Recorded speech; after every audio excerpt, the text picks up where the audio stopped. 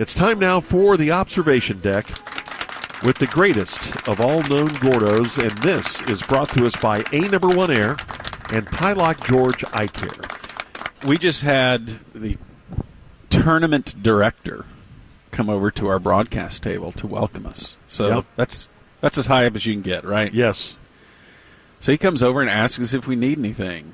And George extremely arrogantly said, I need beer and hot dogs. Unlimited hot dogs. First of all, I can't believe that you had the gall to ask for that to the tournament director. I've known Michael for years.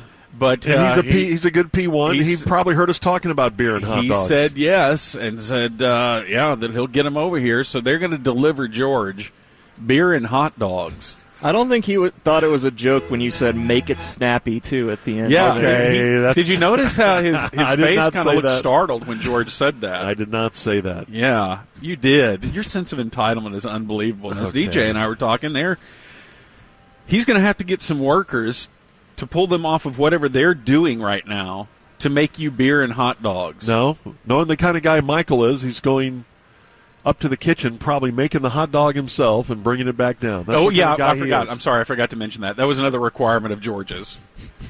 The tournament chairman you have to make them. You have to do them. I don't want some part-time worker making my hot dogs. I don't want some hot dog maker making my hot dogs. I want the tournament director making them because that'll make me feel more important. Okay. This is all made up. And then you tossed him your keys and told him to move your car. Then you asked him to look at a mole on your back and tell you if he thinks it's anything. I did not park my car right by the Hogan statue. Yes, you did. No, I didn't either. You said your front bumper was right up on it. But so that's going to happen, I guess. George is actually going to get hot dogs delivered to him. Is going to eat hot dogs and drink beer. And you guys before 8 in the morning. You're going to be so jelly. No, we're not going to be jelly, and it doesn't make you sound hip to say it that way. Yeah, it does. Just FYI.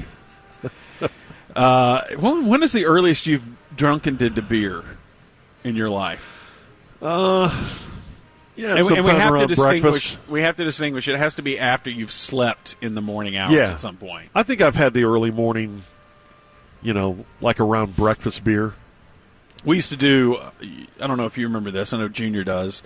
Elvis Fest out in Leonard, Texas, and it was a situation where we'd play a bunch of Elvis songs out on this person's land, and then everybody would sleep there that night because everybody gets wasted, obviously. And the next morning, sometimes I'd wake up early, and there would be people milling around who had awakened and immediately grabbed a beer and started drinking again. And even in my young partying days, I couldn't understand that. Yeah. I couldn't make that work for my life. I couldn't either. I think I've maybe done it once or twice, but that never made sense to me. But then again, I've had the early morning Bloody Mary. Yeah, I've never been a Bloody Mary person. If they're made right, the name is really, gross, really good. And it involves tomato juice, which I want no part of. I'm right there with you, but if you make it right, a little pepper in there. Celery stick and a little vodka. Celery, another thing I don't like. You don't like celery? No. Can I do a Bloody Mary just without the Bloody Mary tomato juice and the celery stick? Yeah, just vodka is the only ingredient that I want. But I want to call it a Bloody Mary because I don't want to say I'm drinking straight vodka. It's kind of a neat trick, though, now where you get like a little slider on a skewer in it and a chicken tender. Yeah, just all kinds of food inside your drink. It's just weird. How many drinks do you put food inside of? Didn't think I was going to hear that question. The only one. Never thought about that. I mean, I guess some other drinks have like olives in them. Do you count that? Yeah, that is food. Yeah. Yeah, those martinis. Martinis, right? But try this sometime. Put the green olive in your beer. Really? Oh, yeah. You bet. Did people used to put peanuts in beer? Yes. And sodas, too. I remember people doing it in sodas. We used to have a choir director at one of my churches that he loved a bottle of Dr. Pepper that he would just fill with peanuts. That's weird. As well. Maybe it tastes good. I don't think I ever did that. It tastes great? I don't know. He didn't force it in my mouth. Here, go ahead. Suck on this. Whoa. Yeah. You get my peanuts right in your mouth. What do you think of that play, DJ? They're kind of hit or miss, the plays he goes into. Do it.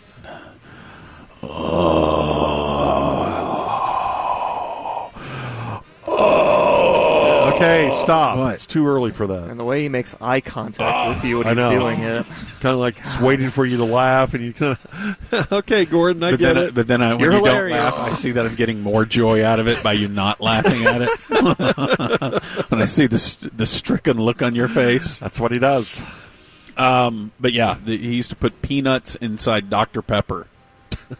The thing you couldn't do, though, is put, is it Hot Rocks? Pop Rocks. You can't put that in Coke and drink a Coke You'll at the die. same time because then your stomach will explode. Yeah.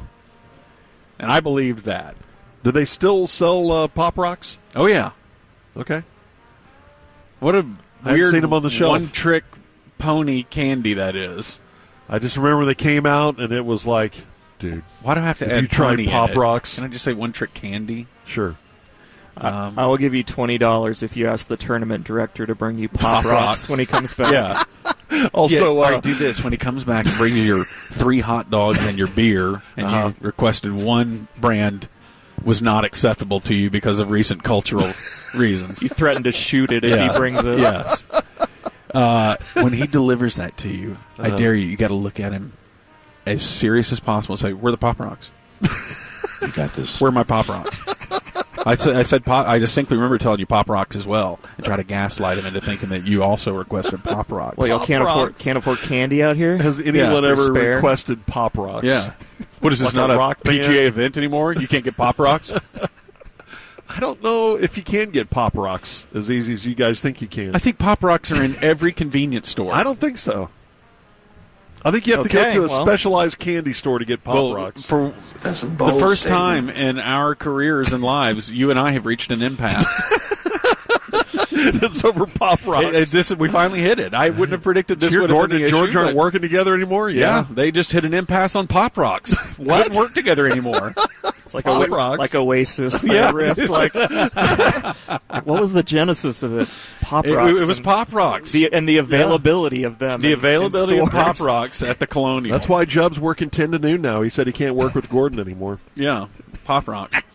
When was the last time you had Pop Rocks? It seems like I've had I think Pop when my Rocks kids more were recently little. than you would think. When my kids were little, I introduced them to it. Hey, this is awesome. Check these out. I think I was more excited than they were. There is a certain amount of joy when you throw Pop Rocks in your mouth, and like I've done it where I've been in front of a microphone before and did Pop Rocks, and just crank up the gain. It's a crazy sound.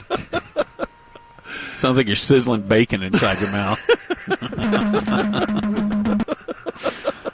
Okay, it doesn't sound like that. Anyway, hold on a second. Let me mark this off my sheet. Pop Rocks. Oh, Okay, we God. talked about that. Good. All right. Yep. Obviously, oddly enough, I'd Well, planned all of this. you brought the heat last this night when I morning was doing talking my show prep. I had written down availability of Pop Rocks at Tomorrow, convenience I'm stores. going to really take it Pop next Rocks. level with Pop Rocks. But that wasn't my favorite candy growing up. I loved Fun Dip. Fun Dip was a real go-to for me. God, so spare. Yeah, I never Really? liked it. You didn't like it at all? No. Just granulated sugar with Yeah. a piece of chalk as a dipping With stick. that was sugar too, Yeah. right? The sugar stick. A piece of chalk made out of sugar. Wasn't it like a, So I'm like dipping a sweet tart? solid sugars into granulated sugars. Yeah. And then that's awesome. You got super green mouth. Yeah. Every time after. Yes. So far you've listened to all the pros. Get to the cons. It was basically like eating sand. You had ripped sure. up mouth after it if you ate more than one. Oh, Absolutely. rip mouth, yeah. Got shred mouth. Boy, I used to eat Cracklin brand cereal, and afterwards I could open my mouth and it looked like the mouth of Jaws when he opened it at the end after he'd eaten Quint. That's the same with Captain Crunch. Because my mouth would just be shredded by all that Yeah. Cracklin oat brand. Captain Crunch would give you rip mouth. Jaws mouth. Shred your palate, your upper palate. Hey, P1 Donald sent a Bloody Mary for me that has shish kebabs and a piece of fried chicken stuffed into it. That's like a full fried chicken. It's so gross. You should not put. Yeah, I like fried But then chicken. again, I mean, at that point, when you have whatever fried chicken and a slider in Shish there, kebab and shish kebab. I mean, at that point, isn't it a soup? It's not a drink anymore. That's a right, soup. it's a cold soup. Yes, a cold soup. It's just It's kind of like vegetable soup, right? Yeah. Because you got a tomato-based broth Uh-huh. with a little alcohol. Got some in it, olives, some radishes. and you got meat in Celery. there, and it's a vegetable soup, which is the worst of all the soups. Vegetable? Yeah. What's wrong with it? I don't know. Vegetable to me is one that, on paper, it looks great. I'm getting vegetables. I'm getting meat in there. It's like this. But then it never tastes quite good enough. Whereas I'm rarely disappointed by, say, a cream of potato soup, which is usually always I've been great. disappointed by cream of potato. Put I that think on the your only bragging thing, montage. really that's good for is to make a casserole with. What, cream of potato soup? Yeah. I don't know. Then you get I also think chicken noodle soup's kind of spare. Not when you feel bad. Well, it's a particular It really name does. brand that I Oh. think is kind of spare. Okay. Where it's 90% salt. Well, let's Yes. stay away from that. You're drinking seawater is what it tastes like. And this is something that I was just talking about recently with someone. I don't know why this came up, but I didn't find out until I was about 30 years old. I never read that part on the can that says, add a can of water. Well, that's why you hated it growing So up. I was drinking this condensed, I thought that was Almost the like soup. a gel you would put on an axle. That's what basically it you was were. basically axle grease that was flavored like chicken noodle. I mean, and it was just so salty and everything, and I never read that you're supposed to cut it with another can of water. I can't be the only one who ate Nah, you probably condensed aren't. chicken noodle soup uncondensed. I mean, non-condensed. You probably aren't. But I think now we've leveled up the game of chicken noodle, and you don't have to add the can, right? I also asked this of that same person I was having that conversation with. Why aren't soups a bigger deal? I love soup. I think they are Underrated. in the Northeast. I think they are in the North and the Northeast, but here, Something about the South, we don't think that's to Soup me, it is doesn't just- feel like a full meal. Like if you just give me, what's for dinner? Oh, it's soup. What else? What else you got? I mean, that's a How good about side. how about a whole chicken along with Yeah, that? where's the burger? There's something to be said when it's 100 degrees outside. You're not always craving It's just a hot not in bowl of play soup. as much down here Well, as it is in, there's say, cold Boston. soups. Cold soup is disgusting, like gazpacho. Yeah, what's wrong with that? Out. Yeah, I think I'm with you there. Okay, but when it's 100 degrees outside, I have no problem eating a burger. Yeah, but that's And- good.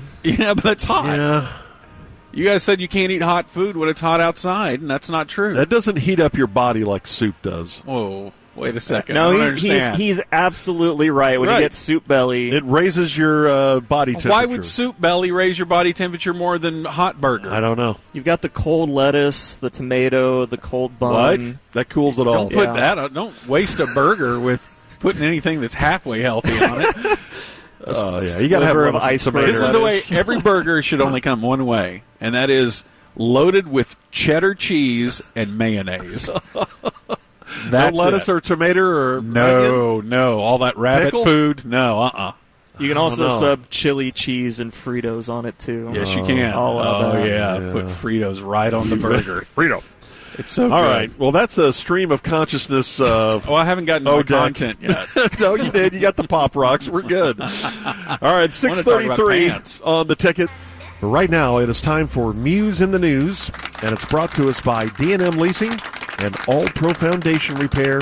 Here's Gordo, Thank you, Giorgio. live from Colonial Country Club. Yes, and I'll be out here all weekend. Okay. So just FYI. You guys ever thought about stealing No. an ATM machine? No, we have another one of these stories, huh? You ever do a Google search for ATM? That I have done, yes. Okay. Yeah. And people stealing hot property from a bank like that, or I guess it could be in front of a 7-Eleven, something like that. So what do they convenience do? store. Like tie a chain around it? And Yeah, just, they do. Dislodge it? Yes. Google hot ATM, and you'll see what I'm talking about. I don't So know what that they is, but tie- I'm not going to Google that. They tie I don't know all these terms you a throw at me. chain around it, and they usually have a truck. And this happened in Plano. There was a burglary call in the 3600 block of 14th Street, Shell gas station. 6:21 in the morning on May 25th. When was May 25th? I have no idea. That was yesterday. That was yesterday. Golly, the sun's up. That's what? Daylight at 6:26. Yeah. And DJ 3 to 4 suspects Shocking. dressed in dark clothing, way. hoods, and gloves. They back up a pickup truck to the front of the store while the clerk was standing at the counter. And they smash the glass near the ATM. So the ATM is inside the store, inside the window. They smash through that, wrap a chain around the machine, and then the truck rips the ATM through the store's front glass. Jeez. So once they get it and they haul it off, how do you break into it? Dynamite? That's the thing. I thought ATMs were made out of the same stuff that the black boxes from Like a airplanes are safe, made out of, yeah. and you just can't get into them. Yeah. Like you can't destroy them. I think you just keep trying different PIN numbers until it finally hits. Yeah, sometimes it takes over 20 years for them to brute force into those ATMs. Remember wasn't that a Breaking plot? Bad. Yeah, in Breaking Bad. Yeah. That's right. God, that couple made me so nervous and All sad. methed out, and And they had the kid there. yeah, he was so dirty. So glad I Yeah, didn't you watch need the to rest watch of it. Breaking No, Bad. I don't. Just watch the ATM because it the has a most happy ending. The depressing couple has a show happy ever. ending No, it doesn't. in Breaking Bad. They help No, him it doesn't. out, and they get him on the Everybody right dies. track. Get him on the right track, and the woman shows how much she loves the man, and Everybody dies in that Janice show. Wright. everybody appreciates I don't each need to see other. it. The kid grows up, Yeah, gets a great job. becomes double president. So I'll watch Michael Block highlights instead. But they say the ATM was breached in the process and the cash was stolen. This also happened in Coppell recently at a 7-Eleven 2 weeks ago. Witnesses reported seeing a dark-colored pickup truck back up to the store. 4 to 5 people get out wearing ski masks. So they're all organized. And they're armed, I'm hits. assuming? I don't know if they're armed or not. I'm assuming how else are they going to get the chain around the thing? So they do have arms. Yes, Okay. as far as I know. Okay. As far as I know, George. For every story from now on, you need to clarify whether or not. Yes, I'll let you know whether any suspects, Missing an arm. whether they are missing their upper appendages or not. Okay. Because apparently that's important to you. Because you divide the world into people Oh, who yeah, have I arms do. and Right. people who right. don't. Okay, baby arm. Okay. What did you call me? Could be a The compliment. man who did probably, I don't know, 27 full shows on who has a baby arm and who doesn't. What is a baby arm? who's built a Hall of Fame radio career out of Right. What are you Off talking of that about? or lobster claws or something. any general Lobster deformities of claw? people. Right, yeah. Okay, now Yeah. that's unfair. Yeah. That's really unfair, and I'm having a Okay, hard this time hour on the stomaching rant, we're this taking your coming from DJ. favorite disability here. What's yours? What's your favorite disability? Light them up. I don't think I've ever asked someone what their favorite disability was. That doesn't make any sense. Okay, I'm sorry. I must have been thinking of Norm. Buck, let me ask you, what is your favorite disability? Favorite disability? Yes, your favorite disability. Buck. Buck. No, I'm here, Norm. I hear you. Oh, okay. Okay. Hey, great, pal. The question was, what was your favorite disability? Hello. Buck. I don't want you to think I'm not hearing you, Norm. Great. Great, pal. The question, in case you didn't hear it, was... Why did it take Norm so long to pick up on what Buck was doing there? We'll talk to you next week. Okay, here's the home for you, Giorgio. Okay. Now, you live in Dunham Manor, which Not a manor, just is a house. so beautiful, so pastoral, Palatial. Not really. palatial, Not it's really. equestrian. No. You Well, have the horses. we do have horses behind us You have a golf hot. course That's on so your hot. property. and cattle. But you do have a golf course nearby. One hole. We're down to one hole now. That's what a lame golf course and that is. And we lost the green, too. It's got this. looking terrible. But there is a new home that is for sale in Plano, Okay. and it's a Pirates of the Caribbean themed home. I think that whole movie series was kind of overrated. And they're hoping to sell it anyway. Well, I'm sure there's a lot of fans out there of that whole series and Johnny Depp. But okay, what have we got? The home is modeled after the Black Pearl, which is the ship. Oh, mother of pearl. What was that? That's what Mr. Krabs used to say. Hey, she enjoyed the joke. Thank you, SpongeBob viewer. She didn't enjoy the joke. She was laughing. She did too. She turned around and laughed because she thought you were having an episode. She came over to see the hot dog guy. Oh, here comes hot dogs. Oh, George right is on being cue. Treated like a circus freak. Hey, let's go see the hot dog guy. There's some guy out Look there at demanding that. hot dogs. Thank you, Michael. A tray of hot dogs has That just been man delivered. delivers. Look at that. Yeah. 3 hot dogs. He had to fire 3 people in order to find someone to finally make those. He's this nodding early morning. yes. He's looky not there, joking. looky there. Please, no. Thank you, sir. All right. Okay, go ahead. Tuck into it, George. You've already broke open the beer. Oh, thank you. We got napkins. How much beer have you had? I'm on my first. We're good. We good. Anyway, the Black Pearl, of course, is the ship from Pirates of the Caribbean. I'm listening. And no, you're not. You're eating a hot dog. You're the one talking. Not me. Why don't you try to focus?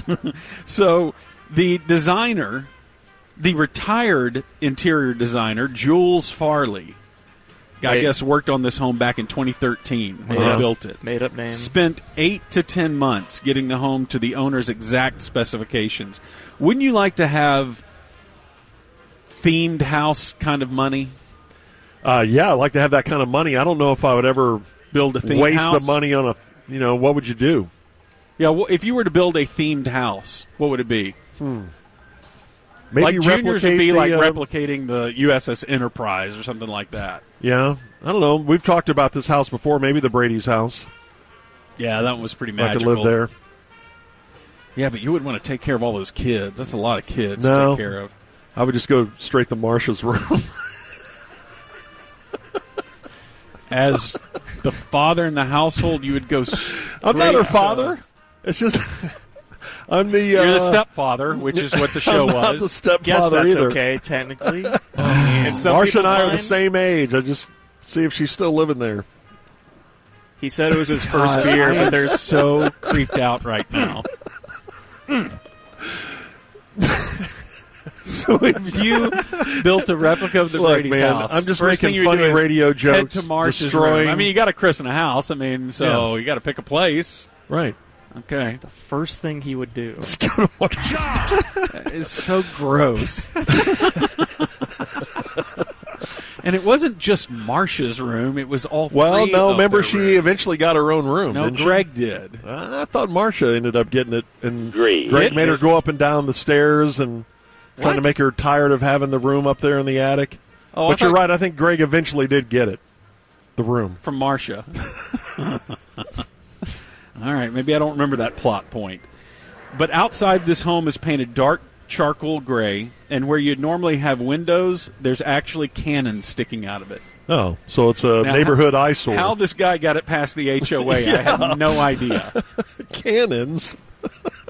I mean, I can't even put on new gutters without having Right. to go through an act of I'm Congress. sorry, those aren't up to code. Actually, I've never really lived in. Oh, I did live in a strong HOA one time Yeah. because it turned out to be a conservation district. I don't know if that's not really an HOA, but it instituted rules. Yeah, it instituted rules.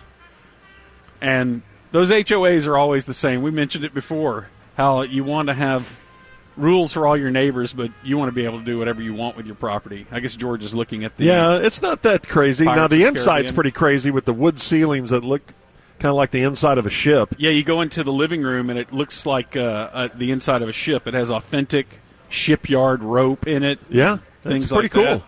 Got hardwoods. Some of the wood you find in the home is from old barns in Michigan. Man, I love old wood from barns. Have you seen that What? put into homes for like ceilings or put that on a wall or something? Why does it have to be from barns? It doesn't have to be, but that's where a lot of it comes from. Why can't we get wood from anywhere else? Why does it have to be from barns? Well, you can. I guess it's because But people a lot tear of down the- the houses but leave the old barn up, so the barns end up having old Yeah, wood. those barns that were there forever. That strikes me like when they call a sandwich or describe a sandwich and it's made with artisanal bread. Yeah. Why does it being from an old barn make it more expensive? What Well, I don't what think else? all artisanal bread comes from old barns. You know what I'm saying? Just because they've attached this mystique to it, what was going to happen with the old barnwood anyway? I don't know. Look, the world runs on BS, DJ. Just let us have our. We're trying to create an emotional experience with everything. Everything's artisanal and everything's homemade. I can't tell you how many restaurants I go to and everything on the menu says homemade. I'm like, you guys don't do anything here on site? What are you doing here? Have you ever seen that, though, the old barnwood, either on the exterior or the interior of a house? Back onto barnwood. Well, you're asking why people like I think it's really cool. I'm talking you restaurants. You can see the oldness in it. Okay. He's on a second beer now. How about a feel-good story to head you into the weekend? Let's do it. Okay. This comes to us from Montgomery County, Texas. Sky Kastner, an 18-year-old girl who was born in prison. So she started her crime spree very early. Boy, that's something. The prison baby? Well, I don't think she likes being called a prison baby. Yeah, I know, but you just don't think She likes about that being very called often, that we Sky. have babies being born in prison. She was born in Galveston County Jail because her mother was incarcerated at the time of her birth. And her father would pick her up from the county jail, and he picked her up from the county jail and then raised her as a single dad. Huh. So he's really the hero of this story. So I want to refocus it on the men. Okay. And what they do to save women. Thank you. Yeah. She was born in prison, and now she's been accepted and she'll be attending Harvard coming up. Wow. In the fall, yeah. That's great. From prison to Harvard. See there? I think this is a misleading story, personally. How so? Because the prison had nothing to do with her. And we're making it sound like this is a huge, rags to riches story. Well, someone invested in her life, though, and someone, yeah. got So her they're out there the and hero. took good care of her. So They're you're the hero. So you're suggesting that children with single-parent homes don't have more challenges than... That's what Gordon's saying, yeah. That's what it sounds like. It's not what I'm saying. I'm saying that there are more prison babies that go to Harvard than you think. It's ironic, too, since my dad actually was in prison briefly. Was he really? Yeah. So Are you making that up? No? Really? This is For what? That's not important. This Really? is news to all of us. So, what was your story about? This is the news, and this is news. DJ had a prison. That's not a big deal. So you had a prison daddy. Elvis had a prison daddy. Doesn't really affect me at all. I thought that that would really affect you, that I told you that. Doesn't make me and it feel just kinda better rolled about it. right off your shoulders. Really? Pretty traumatic, Yeah. actually. Yeah. How How old old were you? High school. Yeah. So not that long ago. Indeed. So it's Oh, Yeah. sorry, DJ. how long? I didn't know. Of a stint. 18-ish months. That's Wow. Not nothing. Not nothing. But go ahead, Gordon. Do the Go ahead and couple minimize more- everything. Yeah, you yeah. know. No. couple more prison jokes about prisoners who have kids. No, I'm not saying that. I just found out that DJ's a prison baby. I didn't know that about him. I didn't either. So we'd like to welcome the prison baby to the show. Maybe you should operate assuming everybody's a prison baby, and then That's you the won't. only That safe is way right. to really navigate social circumstances. That's the lesson I mean, so Sky Kastner, along with DJ Ringenberg, Scap. are prison babies who did very well in life. Look at DJ. I mean, look how well DJ overcame his circumstances. It sounds like she's doing way better. Getting actually. hit upside the she- head by a tortilla yesterday. she's at Harvard. She's doing great. She's at Harvard. You're getting slapped by tortillas by 6-year-olds. 5-year-olds. Punting great Ray Guy died this morning. Yeah, she can't do tickers like me, though. That's right. She graduated third in her class from Conroe High School, which is north of Houston, Yeah. and will be studying law at Harvard. Oh. Where did you graduate in your class? Me? No. I'm talking to prison baby. No. PB. Pretty average. Number one. Pretty average. So, anyway, Yeah. So now you're In saying that the, prison baby is scoreboarding DJ? Is that what you're trying to... Why are you not living up to the high standards that we have for prison babies? Well, some people have tougher times dealing with the fallout. So, that happened while he was in high school, Gordon. pretty tough on my mom, too. Okay, but in high school, aren't you really kind of unconcerned with your parents? I mean, like, when you're in high school, you think your parents are SG and you don't care anything about their life. But if something like they're that seen happens, as real background characters in your drama anyway. I think the big thing was he'd been my baseball coach my whole life, so he couldn't see, like, my crowning, when I was, like, playing at my peak. So that was pretty tough for him and the family. But, hey, Gordon said it's no big deal because you're in high school. You can handle it. Much better than a baby. That's Gordon's point. Well, they don't have baby baseball yet, George, and I'm trying to get that started. One of his biggest regrets to help out in life, yeah. So, well, we certainly wish him well. Did he get to play on, like, a prison football team, like in longest yard? Michael Irvin was his coach. Now to help him get reintegrated? Did he become institutionalized in there to where he can't handle the outside world? The truth is, he said the toughest time in there was he sprained his ankle playing basketball once, and that was kind of tough. Okay, so he played in the... So he's gone through it. He's been through it. Basketball more than football. He has truly been through it. It's tougher, the longest yard thing. Tougher to field a full football, you know. Did they take on the guards in basketball, and how'd they do? So now you're joking about this. I'm not joking. It is so tense right now. Oh, my gosh, George. You said you brought up basketball. DJ and I don't appreciate what you're doing right now, If they organized like a simulated NCAA tournament or something. All right, we got Pam Grier from Jackie Brown, 74, among other roles that she had. She was in Jackie Brown. Bobcat Goldthwait. He's Ticket's own. Yep. He's 61. Didn't he do an uncomfortable movie about a girlfriend who did some stuff that was uncomfortable? DJ? You know what I'm talking about? No idea. Okay. Helena Bonham Carter, 57. She was Always one of my all-time crushes. Names. Matt Stone from South Park, 52. Stevie Nicks, 75. Go ahead. Sings like a goat. On her birthday. Just like a ring, ooh, baby, ooh, ooh, man. Lenny Kravitz, he's taking 59. on the world today, isn't he? Hank Williams Jr., Bo Cephas himself, 74. He's got hot takes. Singer Lauryn Hill is 48. And turning 84 today, Brent Musburger. All right. He has tickets on. You are looking so very live. You still have the Brent Musburger Muser liner in there somewhere? You're listed live. Didn't he get derailed by gambling or something? Was he involved with gambling? Well, I don't know if he got derailed by it. That's, I think, his gig now. Oh. Wow. Yeah. Sorry. Yeah. So, well, happy true. birthday to him. Yeah, I love Brent Musburger. And happy Friday. All right, 7:35 on the ticket. Let's scattershoot next. And now it's time for Friday morning scattershooting with your old pal George. Right here on Sports Radio 96.7 and 1310, The Ticket. Ah, yes. Here Sitting he is. in for 2 beers in. Junior Miller. It's George Dunham. It's me, Giorgio. And I'm scattershooting while wondering whatever happened to Jody Mudd. Who is Jody Mudd? I don't even know that DJ? name.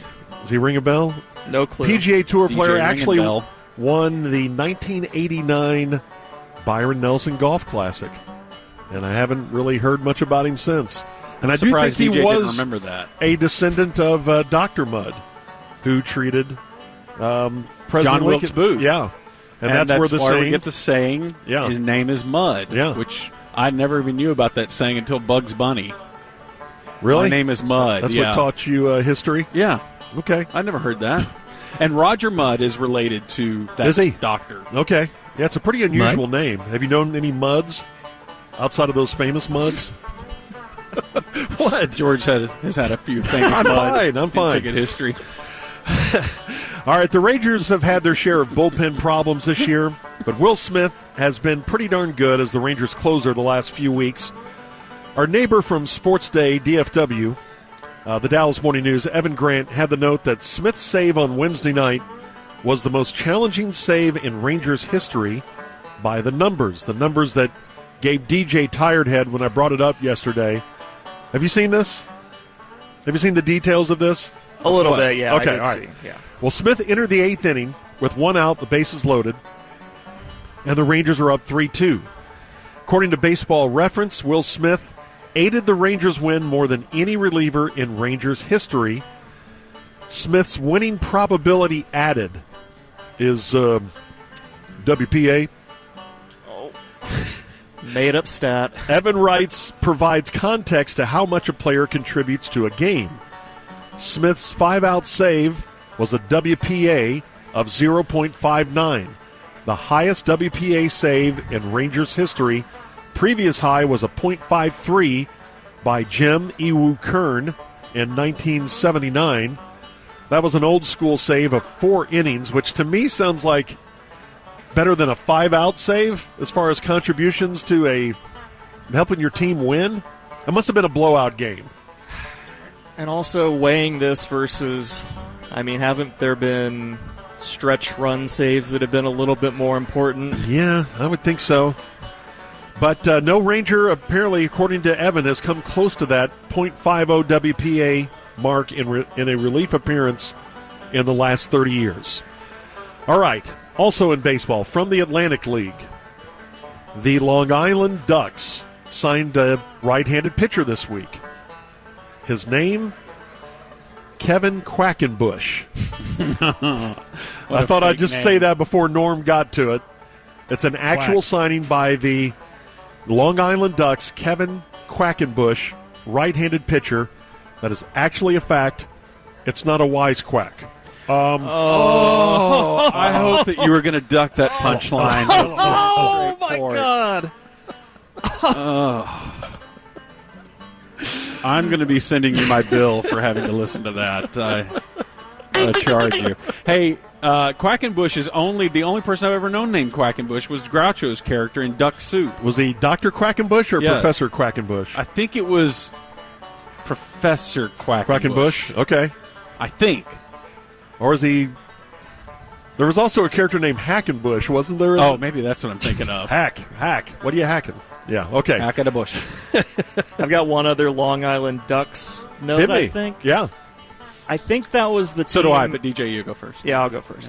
I think that was the team that John Rocker kind of tried to make a comeback with back in the day. Okay. I believe so, and I think he got rocked in a game, and a guy was heckling him from behind the dugout, and Rocker yelled, "Yeah, well, I'm still rich. You're a piece, but you'll be a piece of S forever," or something like that. Wow, Mark said. All right, we got that in DJ's voice now. So what was the comment again, George? Can you repeat what DJ said? No. Yeah. Michael Block, who we mentioned Way earlier. funnier if he says it. I can't tell you how many times I've heard George say that to somebody. I have not. I've never said that. We mentioned the great Michael Block. Had a tough time yesterday here at Colonial. Shot an 81. How far back of the lead is he starting today? He's 19 shots back of first-round leader Harry Hall, who shot a caviar round on a hot dog budget yesterday. That is for about 2 2 people in this world, and I'm one of them. They're probably only... I was wondering, every time I've heard the name Harry Hall, I knew that George was going to have to do that joke at some point. Okay, high school state golf championships held in Georgetown earlier this week.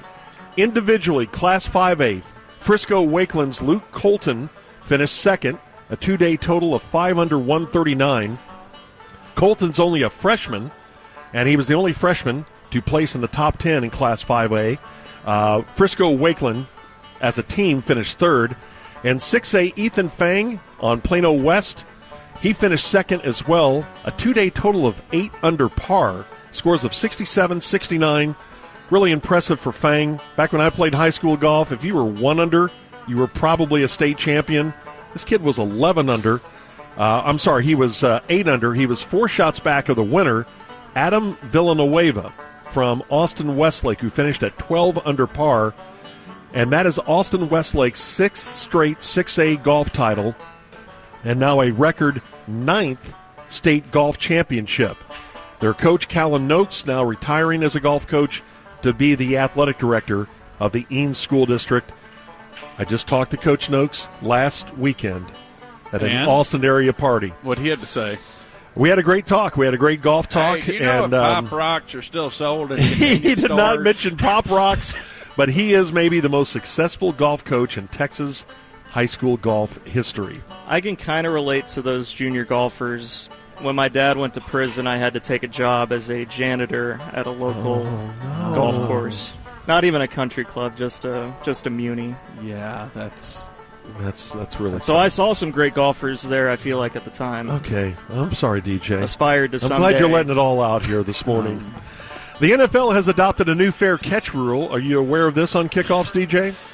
Yeah. It's taking a page from the college game, the enhanced fair catch, giving the receiving team the ball at the 25 if it's caught anywhere from the end zone to the 25-yard line.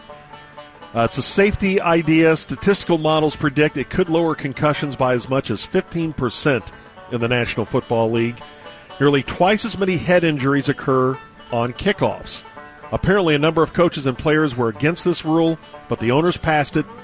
Critics say it could ugly up the kicking game and give you more squib kicks and pop-up kicks like you see at the college and high school level. The enhanced fair catch rule is in place for a trial run of 1 year.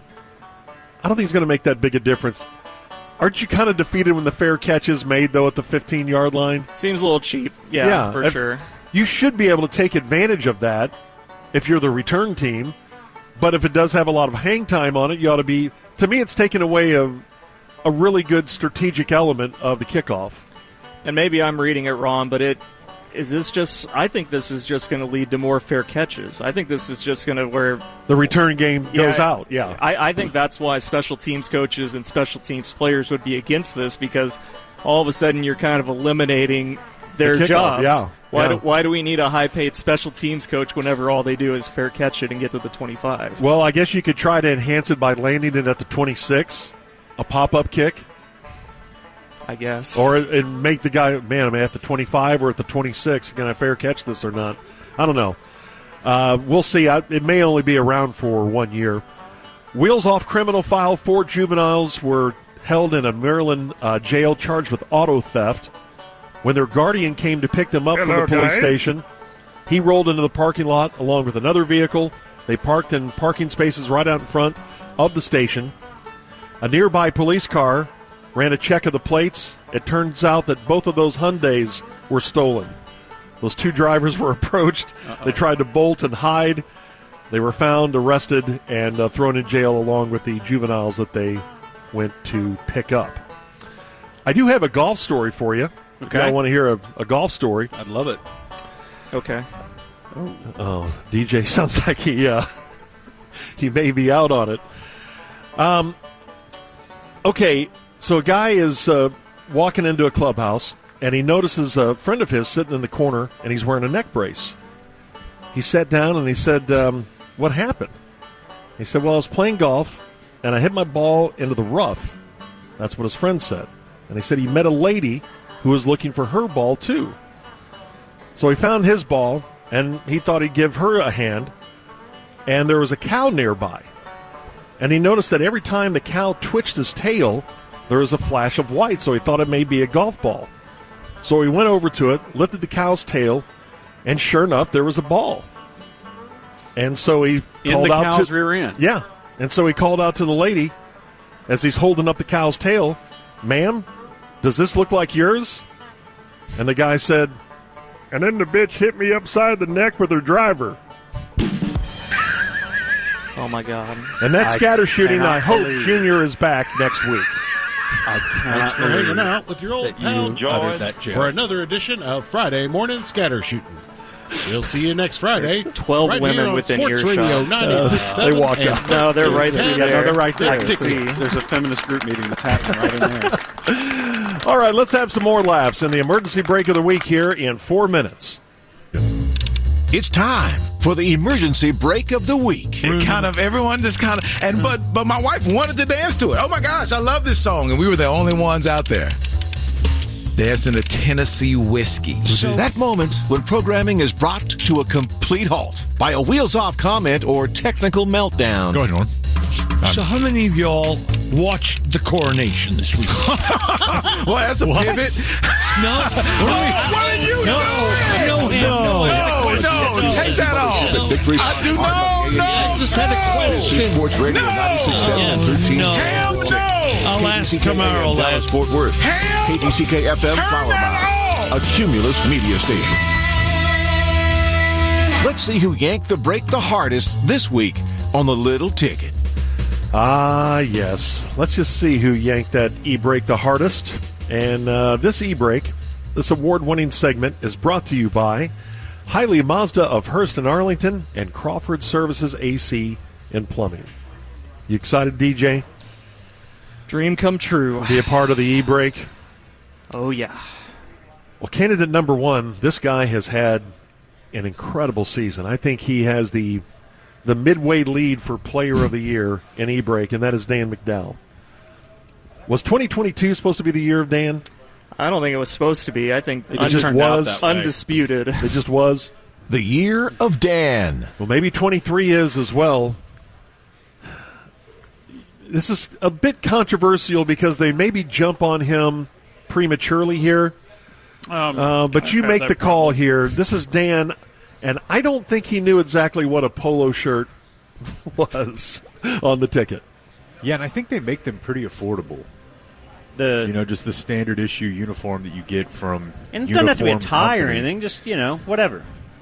Yeah, I think pretty normal is just like polo. Just an orange jumpsuit. Okay. It's just polo and khakis. Again, not dressed like a student day, Dan. The tough thing, though, is that when you see it, the same thing for male and female, and they make the females wear the polo. You know what I mean? Like, guys wear polos normally. But what's a polo? Is that a golf shirt? Okay. What?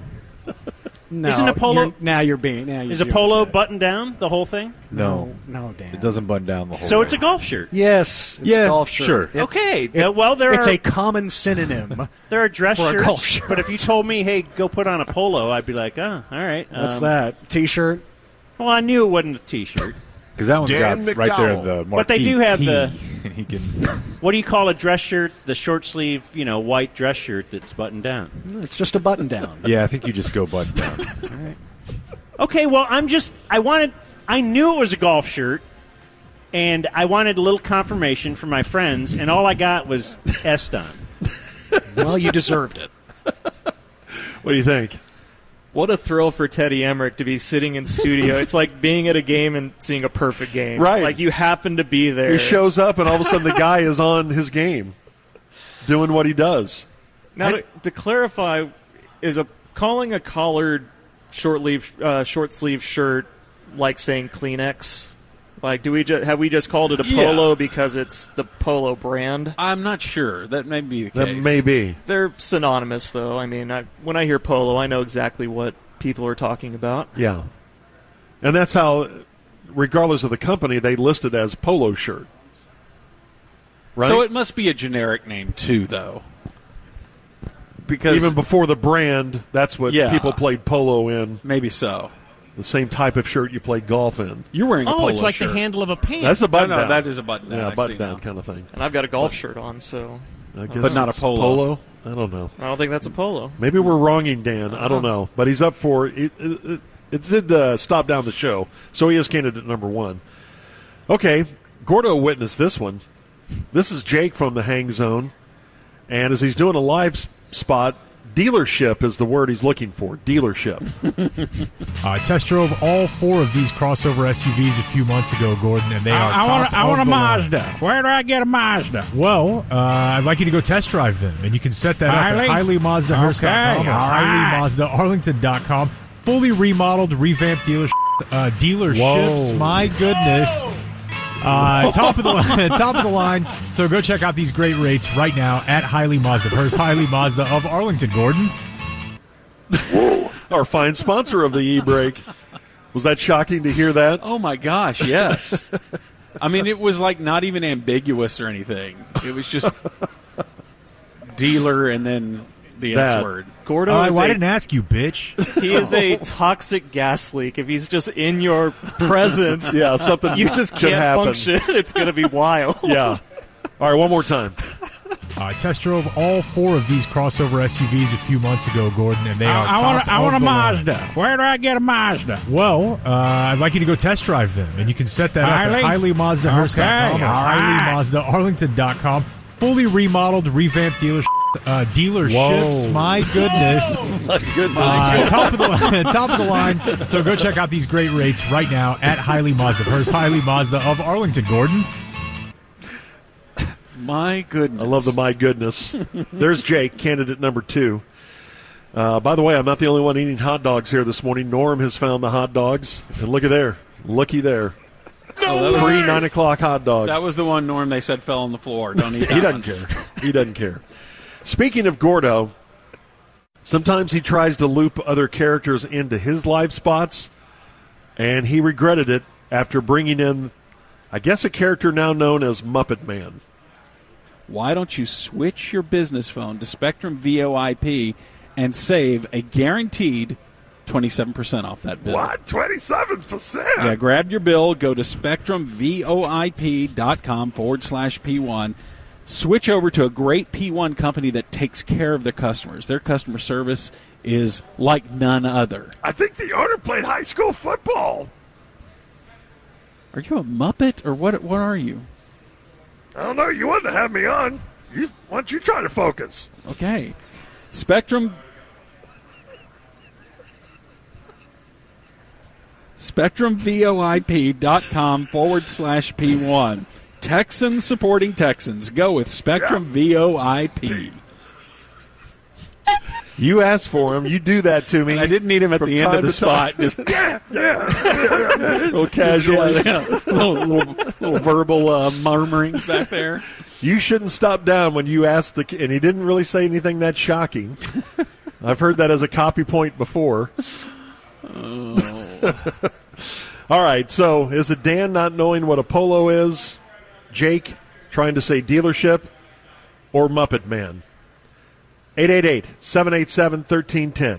Let's all vote the right way. Hello, you're on the ticket. Who wins the emergency break of the week? Hey, humans. Hey. Vaginal slice, born. Oh, man. Thank you. Right out of the gate. Thank you. Hello, you are on the ticket, America's favorite radio station. Oh, hi, Musers. Hey, Triple Fake. And I'd like to say, DJ, you're doing a fine job. Oh, thanks, Tiger. Nice. So nice. I mean, I'd like to say it, but you're really not. But anyway, I'm going to go for the dealership problem. Okay. Thank you, Tiger. He is right, though. No, he's not. You're doing fine, DJ. You're doing great. And we're really sorry about the bear trap that P1s are jumping up and down about right now. We're really sorry about it. Celebrating that. Hi, you're on the ticket. Who wins the e-break? Hey, Hello? George, how are you this morning? Okay, how are you? I'm good. This is Randy Rogers again. Good. That's not Randy. Oh, hey, Randy. Clearly George not Randy. George is a huge fan of your music. I'm playing May 28th at the Lone Star Jam in Round Rock, and I want you to come down there, George and Gordo. Okay, maybe we will. Yeah, we'll see, Randy. I'm going to vote for Dan McDowell, and y'all can kiss me in the dark. That's clearly not Randy Rogers, but I appreciate the effort. I appreciate the effort. Hi, you're on the ticket. Who wins the e-break? Baby daddy number 4 is treat me like number 2. Dan. What? Did you say Dan at the end? They say Dan at the end? I think so, couldn't understand. Okay. Yeah. Okay. Hello, you're on Ticket Radio, AM, FM, and the stream. Good morning, fellows. Z-Break Man here with my friend Tracy. Can you tell if this is a boy or a girl? Hit it, Tracy. I can't cross in a live spawn. Hendrix trying to promote some more. That's Jake vote there. That is not a cheap shot Tracy at Chapman. a song recorded a long time ago. Hi, you're on the ticket. Who wins the e-break? Hey, morning, boys. Can you do us a favor, please? Yeah, sure. Can you please remind Craig Miller that he's not that great? I mean, he comes on the ticket all the time talking like he's the one true loser and just kind of remind him he's not all that and put him in his place. Yeah, well, that may be true, but he's like been my friend since we were 18 years old, so we're pretty close. Oh. Well, give me Jake. Okay, thank you. That's insane. Yay! He heard that we were doing Keyshawn Johnson off air. He's a co-host of mine. He's a dear co-host dear of mine. co-host. Yeah. Hi, you're on the ticket. Who wins? Hello? Hello, sports caller. You are on the air. Guten Tag. Oh, hey, it's Dirk Nowitzki. Yeah. Yeah, let's vote for the Muppet Man. All right, thank you. Hello, you're on the ticket. Who wins the emergency break of the week? Hey, I was just going to say first, I was coming over to say hi to you guys, and I noticed Georgie eat a hot dog in one bite, so I had to kind of run away because it was about 6. I took about 6. Hey, we may have to get rid of that. It sounded like you may have said the wrong word from here. Hi, you're on the ticket. Who wins e-break? Hello, this is your lovable furry Ozpal Grover, and I would like to vote for the Muppet Man. Oh, boy. Pretty biased there when a Muppet calls up and votes for a Muppet. That should be allowed. Hi, you're on Ticket Radio. Who wins e-break? Jake. Ladies and gentlemen, we have ourselves a winner. Jake Kemp. I test drove all 4 of these crossover SUVs a few months ago, Gordon, and they are I want a Mazda. Where do I get a Mazda? Well, I'd like you to go test drive them, and you can set that up at HileyMazdaHurst.com or HileyMazdaArlington.com. Fully remodeled, revamped dealerships. Whoa. My goodness. Top of the line. So go check out these great rates right now at Hiley Mazda Hurst, Hiley Mazda of Arlington, Gordon. How many wins is that for Jake? That is the 6th win for Jake Kemp. Wow. Only 6? That's pretty incredible. All right, well, I didn't ask you, bitch. Okay. All right, Jake. Sorry, Jake. I guess he's a little upset after winning. All right, with the wireless microphone now from Colonial Country Club, here's veteran news reporter Gordon Key. He's making unnecessary noises into the microphone right now. You're going to have to talk a little bit louder. I'm doing ASMR. Incredible. Here's anything quite like it. He's just trying to make as much noise as he can into the mic. I want to say how beautiful you are. Boy, the guy that just walked by did not crack a smile. Did not score well with him. Very uncomfortable. Boy, we had about 50 Choose people energy. here. I know, they all cleared out. Choose Energy Center, and now they've all cleared out. Why is everyone here up on ladders? They're getting way their, too many laddered individuals here. They're getting their displays ready to go for the big day ahead. I know. Well, who am I supposed to talk Go to? over there to the wedge zone and ask him if you can hit a wedge. Where's the wedge zone? Right here. Right down Talk here. to the guy that's... Oh, he's hanging. Oh my goodness. That's well, very he's not. He's it does he's look hanging like something. it. He's not hanging from. Feet are gently swinging. No. It does look like it, though, Well, doesn't it? he's had to listen to me fill in the last 2 days. Yeah, so he did not like DJ's fill-in. He finally had enough. Well, ask him what they're doing About over there in the 15 wedge minutes zone. ago. Ask him what happens in the wedge zone. Hey, what? It's Gordon Keith of Sports Radio 1310 The Ticket. What happens in the wedge zone? We have around a 75-yard wedge shot we're hitting on the 9th hole over the water at Colonial. So one of our PGA coaches is going to teach you guys how to hit shots with brand new Vokey wedges and how to spin it back a little bit. So that's what's going on in the I can show you how to do that right now. I can spin one back. Yeah, this guy thinks he can teach better than you guys, though. No, I don't think that. I just We'll think see I about can that. spin We'll one see from about 75. Oh, we'll see about that. Okay. I don't think I'm better than you, sir. No, I don't. Is this a hybrid wedge? We have multiple wedges. We have all the wedges and all the grinds for all the brand new Titleist Vokeys. That's who's got a 56. We'll have a bunch of options for you. You have a 56? We have all the 56s. I usually shoot with a 56. 56, 57, somewhere in there. You know, just... no, it's 54. I'm sorry, 54. And a 52. And a 52. You guys got that? We have all of them, 46 to 60. Oh, really? Or 60, I shoot about yeah. a 59. You guys Bob got a wedge. 59? We can bend one for you guys. Thanks. All right, these guys. What's that? You called for power for your laptop? No, Gordon? I didn't. Gordon No. Keith? Yes. with the ticket? The ticket? Yes, but I don't need power for my laptop. Are you sure? I'm positive. Okay. Okay. All right. I snuck in here. Oh, you did? With fake? It doesn't even work. I found this at the Jack in the Box down the Oh, street. he did. He just snuck in here and asked if he needed power for his laptop. He's crashing. He's got a pistol behind his back, actually. He had a pretty strong mustache there, too. What a weird technique to sneak into a golf tournament. Do you need power for your laptop? Well, maybe that was his word to the security guard. I got to take Gordon Keith's laptop power supply. So he just rooted through his trunk and found the first couple items he could find, which were laptop bricks. Maybe. So he brought them in. Go talk to those dudes down there, see what they're doing. Which the dudes 18th down tee. Here, we'll talk to this woman. That guy's got a bad cough. I wouldn't talk to him. Doesn't like DJ. Probably not. This looks like some kind of a lager. Ooh, let's go ahead and pour one of those. Yeah, what is this? Nice Pet Passion. What does that mean? What is? You're asking. It's a fantastic question. You guys don't know. You're just putting it up for them. They're just hanging the banner. You guys been enjoying the radio show over here? I bet they do. No. But you don't? You don't like it? I don't talk very well. What do you mean you don't talk very well? You're talking fine. What about you, sir? Who are you guys with? The Ticket. It's a sports radio station here in Dallas and Fort Worth. You guys just get set up today? Yeah. Nice. Have you guys ever been to Colonial Country Club before? Oh, yeah. Yeah, we have. Yeah, no, I love this event. I've been here since 2020. Where do you live? I live That's not that Bradenton, long. Florida. And where? Oh, Florida? Yeah. Bradenton? Bradenton, Florida, just above Sarasota area. Uh-huh. Yep.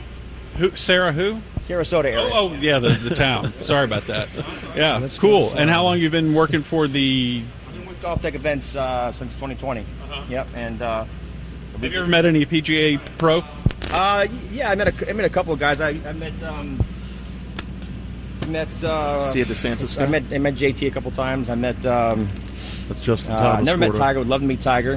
What about Jordan? Just a couple of other like Jordan Spieth. Never met Jordan Spieth. I heard he's a jerk. No, don't say that. That's what I hear. No, he's not. No comment on that. No comment on that. And JT, that stands for Justin Timberlake. Yeah, that's right. Okay, that's right. All right, Justin Thomas. What about you, sir? Hey, man, I'm Raj. I'm a PGA pro from Vegas. I'm down here helping out, teaching in the in a fan experience. Tell him I bet I can get one closer from 75. I bet you I can get one closer from 75 than you can. 75 inches. We're having fun. Yeah, we are. We got you. A lot of fun had right now by us. See if he's a Golden Knight fan. Are you a Golden Knight fan? Yes, I am. Yeah, you know, the whole city of Vegas, they're overwhelming support for the punching right now. Yeah, they're doing really well. Uh-huh. Yeah. They're still going down. Dallas, still going down. Dallas beat them last night, right? They did beat them last night. But they're still down 3-1. Still down 3-1. So it looks like it's going to be a rough way to the finish line. Yeah. You said it. Yeah, you said it better than I could there. But so when did you start playing golf? I started in high school at age 15, and I was actually the last seed on my high school golf team. And when I graduated high school, that motivated me because I wanted to be a better player. So I started taking golf serious. DJ? And then couldn't care less. The thing about golf is very few people can figure it out on their own. So true. It's cocky. And I struggled with the game for a very long time until I started taking lessons Ask him from a how PGA long his pro. golf career I is. still struggle with the game. And then after I started taking lessons, my game started improving dramatically. I eventually got good enough to be a pro, and I'm just teaching the fundamentals of the game back what I love. That's what I love. I love the fundamentals. That's my favorite part of the game. Because, when you break down your swing, I've had to rebuild my swing a couple times, and I had to get back to kind of the fundamentals of golf. A lot of people, when they swing the club, they really never think about all the angles and the physics behind the swing. Thing. And once you kind of get educated about it, you kind of feel a little bit more confident about what you're going to do. What you say is true. I think grip is like the most important part of the swing. That's right. If your grip is off by a quarter of an inch, it can turn a hook into a mess slice. it up. Yeah. And take it back in one piece. Take it back in one piece, too, is kind of something that I like to do. Right hand holding a pizza over your right shoulder. It's like a right hand holding a pizza over your right shoulder. That's right. That's your other swing key. I eat pizza. And the more you just kind of like get comfortable with the positions. Yep. Okay, let's just say the top of Tell the them backswing. you're really comfortable Most with people, if they got in positions. the right position, they would feel very uncomfortable there. Right. What's your favorite position? My favorite position is I always like that beautiful follow through because whether you hit it, I hate it when she asks for it though. You know, I just want to do my thing. Belt buckle to the target. That's your other. Don't key. buckle to the target. Belt That's buckle to the target. Belt buckle to the target. More importantly, one of the things I've been a golf pro for 20 years.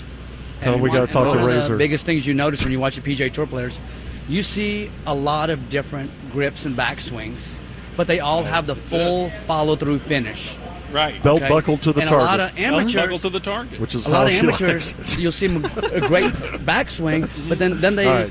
collapse on the follow-through. We got to talk to Razor. Cut him off. You know Daryl Razor Ray? Yes, I know of him. Yeah. Yeah. We're about to talk to him on the air. Oh wow. He's coming up in the next. building right now? Yeah, he's going to give us golf tips. Oh, cool, man. Cool, man. See Great you, to Raj. meet you. Okay. See you, Raj. Thank you, brother. There we go. Gordo, as only Gordo can do it, from Colonial Country Club. YouTube.com/@SportsGreek.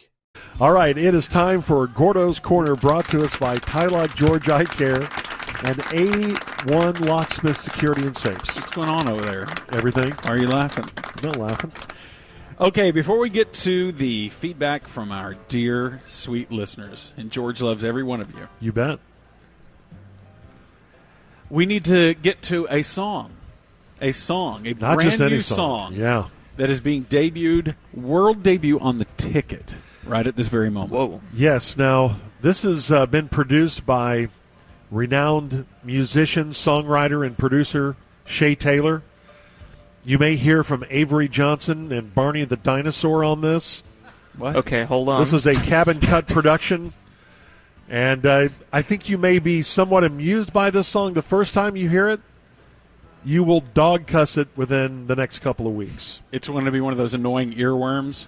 I think so, because it's time to debut the Summer Bash promo song for Tito's Handmade Vodka Summer Bash, which will be live from the Village Country Club on Caruth Haven and 75, presented by Corona. June 16th, it's free.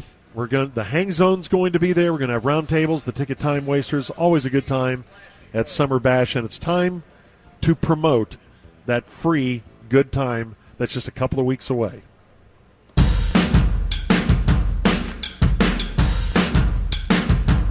Gotta stay up late. Hope it doesn't rain. We got some games to play. Got some giveaways. Time for sports debates. We hope that it's okay. Yeah, that's what we would say. That's what we would say. Now it's time for boozing. Pounding non-stop cold brews. Hope you don't get too sick with your bottom. It's gonna be alright. P1's like the Wigan blade. Hangs on his stand and J. Hardline has a snake. Summer bash. Amusers yank the break. Characters are so fake. Don't care, there's no late. Summer bash.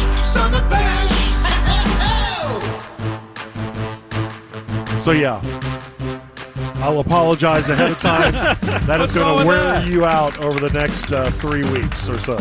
Hopefully we won't play it its entirety every single promo that we do for Summer No, Bash. you won't. That may There'll be be the only shorter time versions. you hear it at its entirety. That's You're how gonna you hear do bits a and pieces. promo. It was a little Avery Johnson and Muppety. Well, maybe that was on purpose. I thought it was good, George, actually. Thank you, DJ. Worked Dang hard it. on it. He high-roaded me. No, you put a lot of work into that, so I appreciate it. Tito's Handmade Vodka Summer Bash, Village Country Club. Put it on your calendar. June 16th. Friday, June 16th. And where was that recorded? At the Cabin. Shay Taylor Productions. All right. Well, thank you for Yes. all the work that you did and the things that you did to your body just to get that. Kicked in the crotch for the next 3 weeks. Yeah. Thank you for being all right. Fantastic Friday fan feedback, which you can reach us at our Twitter handles, email, got a Discord server. We've got a telephone number, 888-787-1310. I want to hear Lots what of happened ways. last night. What happened?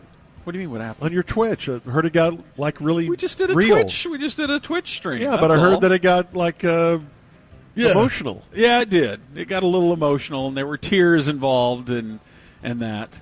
The good P1s who tuned into Twitch, they were there. Were you talking about me and they just how bore much witness? You loved me? Is that what it was? There was a little bit of that, yes. Yeah, it was, but it was more than that? You know what? It's more than that. It's more than that. But, yeah, thanks to everyone who tuned in on Twitch last night. 7:35 Thursday nights, we do a regular thing. And we got a big special Twitch event coming up next week at 7:35 on Thursday night. And George just may be involved in that. Oh, yeah. Just maybe It'll be a big night. Big huge. Huge. Okay. Oh, sorry. P1 Nick emails and wants you to update your Bayesian priors, George. What's that? For the stars odds of completing the reverse sweep. It's now increased to 12.5%. That's the chances. Assuming that each individual game is a coin flip, it's their odds are 12.5% of doing this. Okay. Is it that good? Yeah, I think so. You would think it'd be lower than 12.5%? If you won, I thought the history was if you did win Game 4, your chances of winning went up to 32%. If you won Game 4 after being if you're down 3-0, yeah. That's what the history has said. 32%? Yeah. Huh, interesting. We'll take that up with P1 Nick. Okay. He knows a lot of science and stuff. Okay. He's a geek for that kind of stuff. P1 Jelly. Maybe high. I don't know. George seemed pretty confident there, so I might side with him. Okay, well, help me out here. If 68, if your chances of, if the chances of the team that's up 3-0, if they lost Game 4, they still had a 68% chance of winning the series. So the other team would be 32%, right? Like anyone can even know that. Okay, I'm confused, y'all. Christmas sprinkles. Okay. We'll go with biscuits. P1 Jelly says, Gordon, I'm with Giorgio. Wrestling is idiotic entertainment for weak-minded morons. Now, see, I don't want to go that far. I just think the sport itself is just ridiculous. But if you like it, if that's your thing, then, you know, we've had people at the station that love it. Ty, Jillian was a big wrestling fan. Jillian was huge into it. So if that's your thing, that's your thing. I'm a huge fan. Even when I was like 7 years old, I just thought it was the dumbest thing I'd ever seen. And no offense, but that's you mean this is none? That's just what I thought. All. It just seemed really spare and fake. I hear a guy walking his opinions back and bowing down to the woke mob is what I hear. If it's your thing. Yeah. You need to start making a beer where I can shoot it. There's a lot there's a lot of people who don't like golf. I like to play golf. Who cares? We all like different things. But you think But I do think Ric Flair has got to be the biggest spare in the world. You mean the greatest champion in the world of Not a champion. The world of wrestling? No. You can say those guys are great entertainers, but when you start throwing champion on there, that's just stupid. And we're not doing it. He officially is a 16-time world I don't champion. care. That means nothing. So am I. Okay. You just diminished a man's whole career. Yeah. A man who is gracious enough to go to the Stars game last night, something that you didn't make time for. Ric Flair did. My kid and I used to play this game called the Bouncy Ball Challenge, where you tried to bounce it down the hallway and land it in a bucket. I won 18 of those world championships. Okay, but that wasn't my opponents were 2 5-year-olds. But public event, the way Ric Flair goes in there and competes in front of millions of people, and he puts his title on the line year after year. It's not a competition. It's Year a after theater. year. It's a theatrical It's presentation. a competition. No, it's not. George is also a swim champion. That's a good point there. Okay. Yeah. I can show you some first-place ribbons from the Trident Conference. Ribbons. Ric Flair wins and belts. Trophies. Ric Flair wins gold belts. Actually, I think I threw away all my swimming trophies. All right, you're off thinking about your own career now. You're off of Ric Flair's accomplishments. Hello. Quit being God, where creepy. were they at 8:40? Yeah, I don't know. Well, they're still there. Get the wireless. Hey now. I hate being a human male. I really can't stand it. We just can't help it. It just drives me crazy. Norm just pulled a woman in with his cane. Yeah, for that was a pretty bold move. Reeled her in. With his shepherd staff that he walks around with.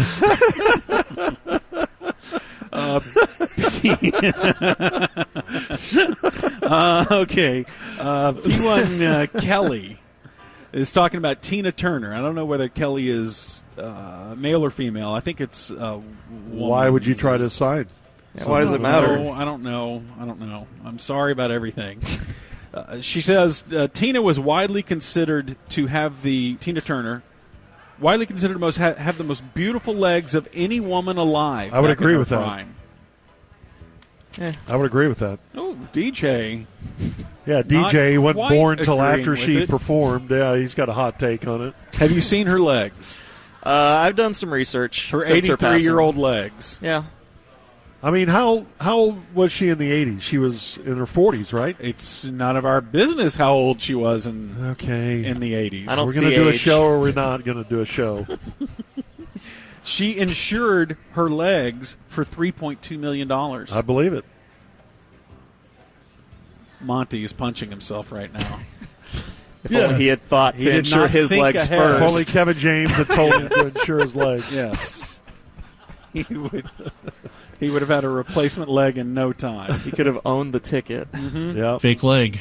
No leg. You had a fake leg.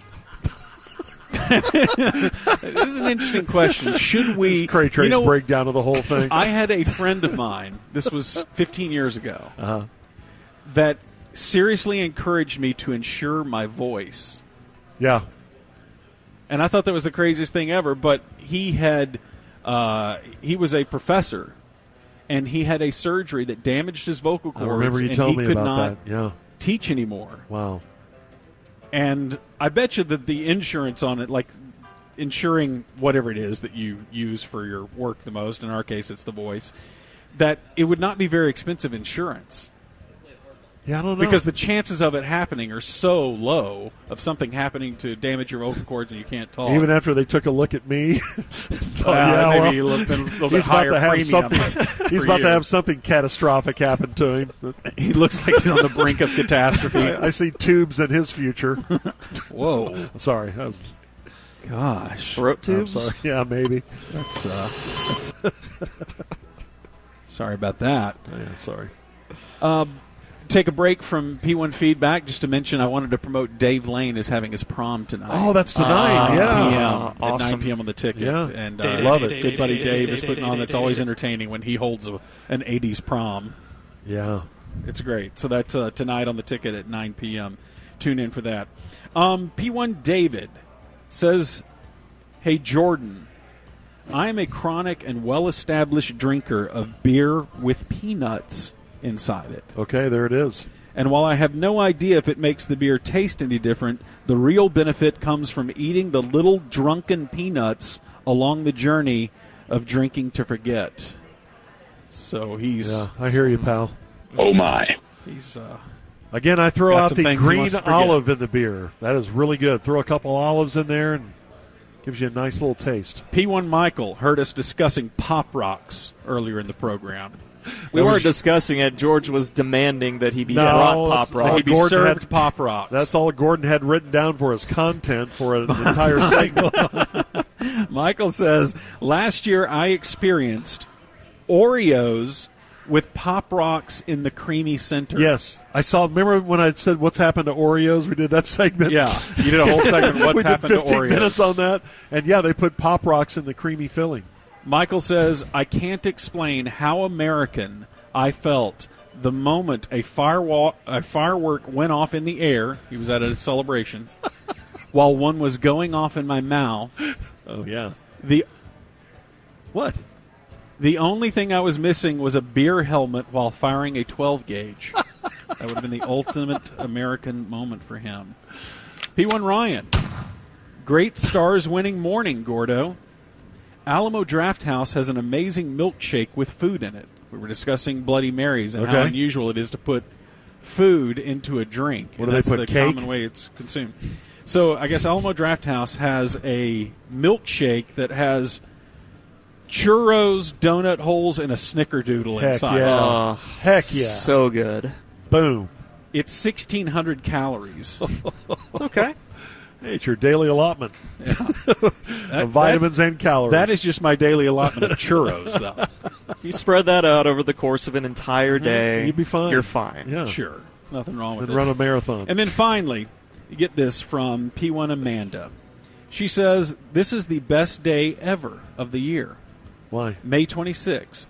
Because it's the P1 family birthday today. A shout out to my daughter, Alexandra, who turns 6. My husband, Taylor, who turns 42 today. And my twin sister, Janelle, and I, who both turned the big 4-0 today. Whoa. So it's a family that the wife, the husband, and one of the children has a birthday, and her, of course, twin sister. That's amazing. Born on this day. She says, we're living the dream down here in Houston and listening to you guys every single morning. We love the Musers who make our days feel complete. Thank you for all you do. Love to you guys always. Signed, Amanda. How sweet. Happy birthday, everybody. And then I got an email from Taylor, and he says, hey, Gordon, can you do me a favor? My wife turns 40 today, and I want to wish her the happiest of birthdays. 2 years ago, she emailed you for my 40th birthday, and you mentioned it in Gordo's Corner, and it was a big thrill for them. Oh. Well, today is my wife's 40th birthday, my 42nd birthday, and our daughter's 6th birthday. We're a P1 family living in Houston, and we stream every day. Amanda turns 40, and her leader is Giorgio, and her twin sister turns 40. Wow. So we have a gift of the Magi situation in which the husband and the wife both emailed me to wish a secret happy birthday to the other one How great on their is that? P1 family birthday. So thank you to Taylor and to Amanda. And Amanda then sent a follow-up picture of their family, and they all look like models. God, they do. Wow, I'm her leader, huh? Okay. Number 1. Wow. That got creepy very quickly. All right, we got to go. Thanks, Gordo, and happy birthday, everybody. Happy birthday to the entire family. Hang Zone coming at you. Previously in the Hang Zone. Does Micah know about the trade? The KP trade? The Mavericks traded Porzingis. To who? Washington. For who? Dinwiddie. Who? Spencer Dinwiddie. Why? To get out of the KP contract, perhaps? I don't know. Yeah. You know he's been injured a lot. Wow. Token, get the bass guitar out of your basement and meet me over at my house. What? We don't have a bass guitar. Your family's black, Token. There's bound to be a bass guitar in your basement somewhere. Hey, there was a bass guitar in my basement. I told you, Token. All right, Butters, give me a beat. Okay, nice, very nice. All right, Token, give me a smooth bass line. I don't know how to play bass. Token, how many times do we have to go through this? You're black, you can play bass. I'm getting sick of your stereotypes. Be as sick as you want, just give me a damn bass line.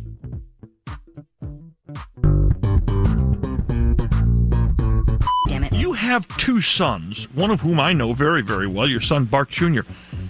Your other son's name is Brett, is that correct? That's correct, but it's just with one T. But Brett, our son passed away almost 19 years ago. He's no longer alive. That's an amazing, ironic note, though, that you would have a son that you had named Brett, and your successor of greatness at quarterback at the Packers would be named Brett.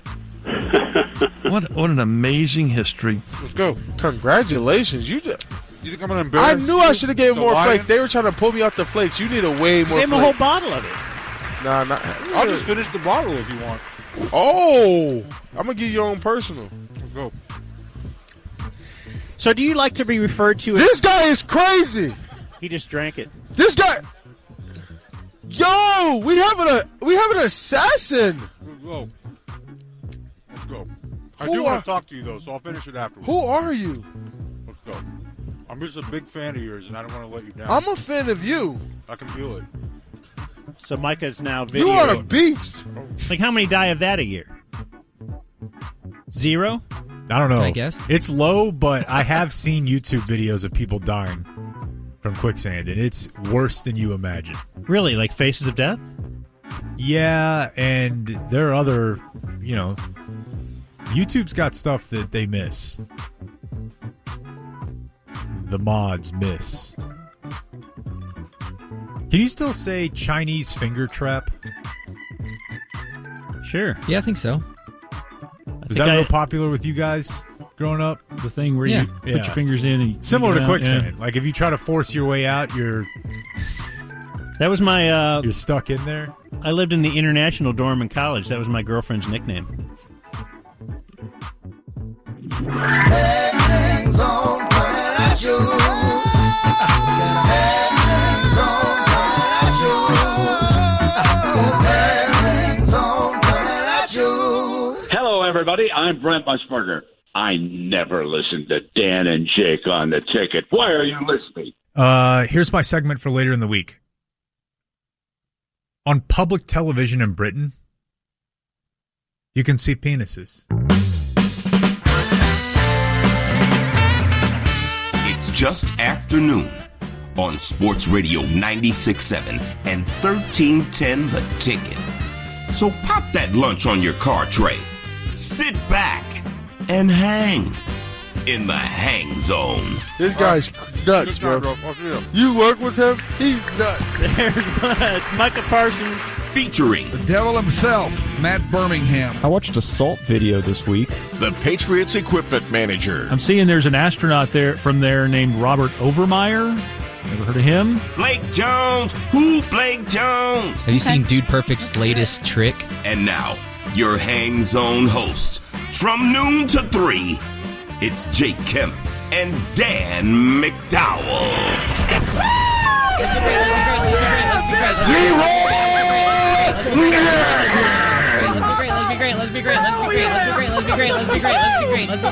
This guy is crazy. What an amazing history. Well, all right. Just in the nick of time, we got the internet rolling and things are happening. We're at golf today. We sure are. The whole ticket is at golf today. Norm and Seabass were just here. Not Donovan. Boy, if I was Donovan, I would never take a vacation when we had the opportunity to go to the Charles Schwab Classic, Jake. Challenge. Classic Challenge. No, never. Especially with the Stars down 3-0 and the Colonial. Absolutely. I had a vacation globe-trotting. planned and told my wife and kids, you guys go. Yeah, I'm also against Disney, but, Ooh, yeah, like for that. another reason, it's because I would have to miss Libs. Game 4 talk and the Charles Schwab Challenge. Where we are today, it's your friends Dan and Jake. And you all know, you're keeping track at home, show 792 together. 792 shows once we get this How one did in. Bob not know that was a drop? Well, I mean, it was a relatively new drop, right? I mean, it had only been in the rotation for 2 days. Chemtrails. But you think Ty is just opening his mic to say that just 5 times a show? Libs. Yeah. Libs. Libs. Libs. Libs. The new Q chant. Do you know Ty is a kind of just a sniper? He'll just drop in one word on you and then leave. And, I've always known that he was right-leaning, but never really, I don't know, I was looking for an explanation. You can't have one. But it's inexplicable. There it is. That's right. Unable to find one after over 2 decades. Do you think that's mediocrity? Do you think that's a demeaning debate tactic on Richard Hunter's part? Like that someone has these views and you're like, it's inexplicable why this person would think that? At the time, I totally supported Richard Hunter on that evaluation of Ty Walker. He just seemed like a guy who would want to be a little bit more for the people. More like a lib. Like a dirty lib, but no. Libs. Can you share that Wi-Fi sitch with me? Usually it just pops up and asks if I want to share it, and I always say, of course, I will. I'm all for sharing, man. Anyway, we're at golf, and you know how I knew we were on our way here? Because when we were driving down, Country Club Drive or one of those, they always have all the streets around a major golf course are usually named golf things. Sure. T Lane. Well, actually, if it's not enough, your street's named with golf, then if you're a homeowner in the neighborhood, you want to put up signs that indicate you're on board with golf as well. And in fact, this might be Michael Block related, or it just probably is just that they had this sign anyway. But I saw a sign on my way here. It had a big picture of a golf ball, and like maybe it was on a tee, and then the text said Block Par T. Oh yeah, but it was PAR dash TEE, indicating kind of a play on like par and T. Those are golf terms. See, you and missed now out. block is a golf term. You missed out, and you may still have these photos in your phone from last year, but you missed out when we were at the other local golf tournament a couple weeks ago, and they have signs on the way in like, I like big putts and I cannot lie. Woo! That's a little more low rent, though, than the Charles Schwab Classic. Well, this is Fort Worth. We're a respectable folk. A bit higher tone. That's right. Around here. Also, but despite that fact, they do have a place where it says they could analyze your swing, and that seems like ridiculous. That's not right. Sir. That can't be right. How would that even work? I don't know. I guess actually I know kind of how it would work. No pain, no gain. You know? Here's a Ty Walker golf pun. May the course be with you. Yeah. Yeah. I saw that one. Love it. I don't know how to describe where we are. Do you? Heaven? Fair. Fair. I know we're in a tent? We are not where we were last year. No. Killer said there was problems there. I think there might have been a fire. You don't want that. It is kind of a funny experience when we're trying to figure out where to go. Okay, yes. Share with my phone. We can't locate it, so I call Killer, and Harry the Killer goes, "No, that place had a fire." I'm like, what? So as usual, steady hand on the helm, Killer. Like a fire. What did he call you when he picked up? I don't get it. Hey, how's it going? I'm Killer. I thought he answered the phone with you one time and he called you Sweetums or something. He did. You're right. I don't remember what the term was. Sweetums. Bunny. It wasn't Bunny. But he thought you were his side piece calling him? Well, it was a wife term, not a side piece term. Sugar tease. It was a lot softer, you know? That's why you got to, if you call them both the same cute nickname, you'll never mess up. There you go. I think it was Honey. Hey, Honey. And I'm like, that's not really funny enough to be a bit. And then you did the, Yeah. Hey, so last week at this time, we were checking out of the compound. Remember that? I do. And I had Blake, I sent him a video of you in the machine mask and the wake-up call, and I thought it was fun. And because we post to our YouTube page, the Hang Zone's YouTube page, which has 4 Digis followers. Really? Oh, yeah. But because we don't really post on there a lot, we're growing it slowly. We're thinking this YouTube thing, though, is going to get big. So I wanted to post another video on there, and Blake was going to lay the audio with the video, and he has not done so. He asked me about it on Friday night.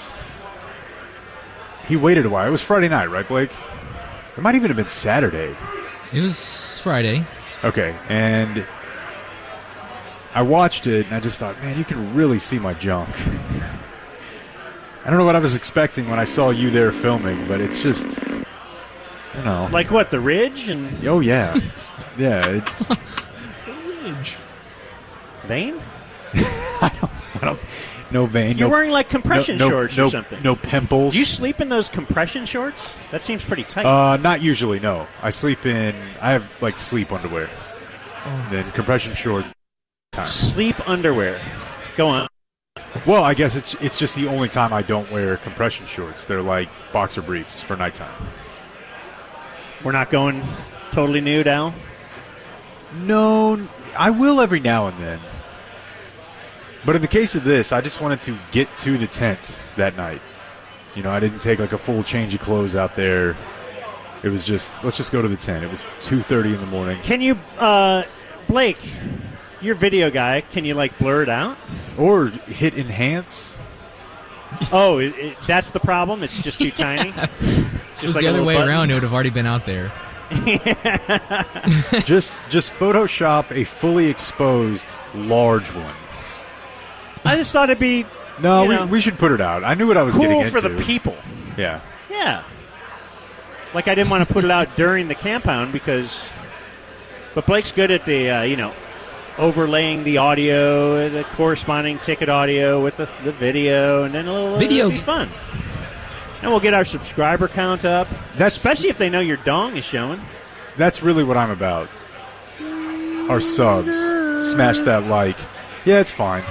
Whatever. I don't have any dignity left to lose. So okay, well, all right. That was an easy...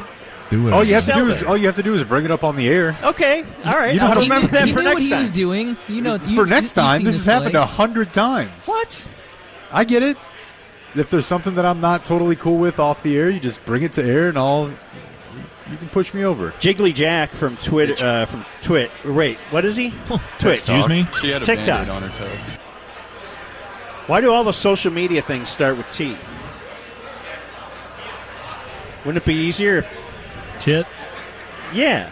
So anyway, Jack, how do I share the password if This he's not feels like asking? maybe an off-air operation that we could conduct. I thought we were helping the P1. I thought we talked about this in the meeting. Sharing the password with them? I'm now doing it because I listen to George and Craig, George and Gordo all morning. Obviously. Sorry, DJ.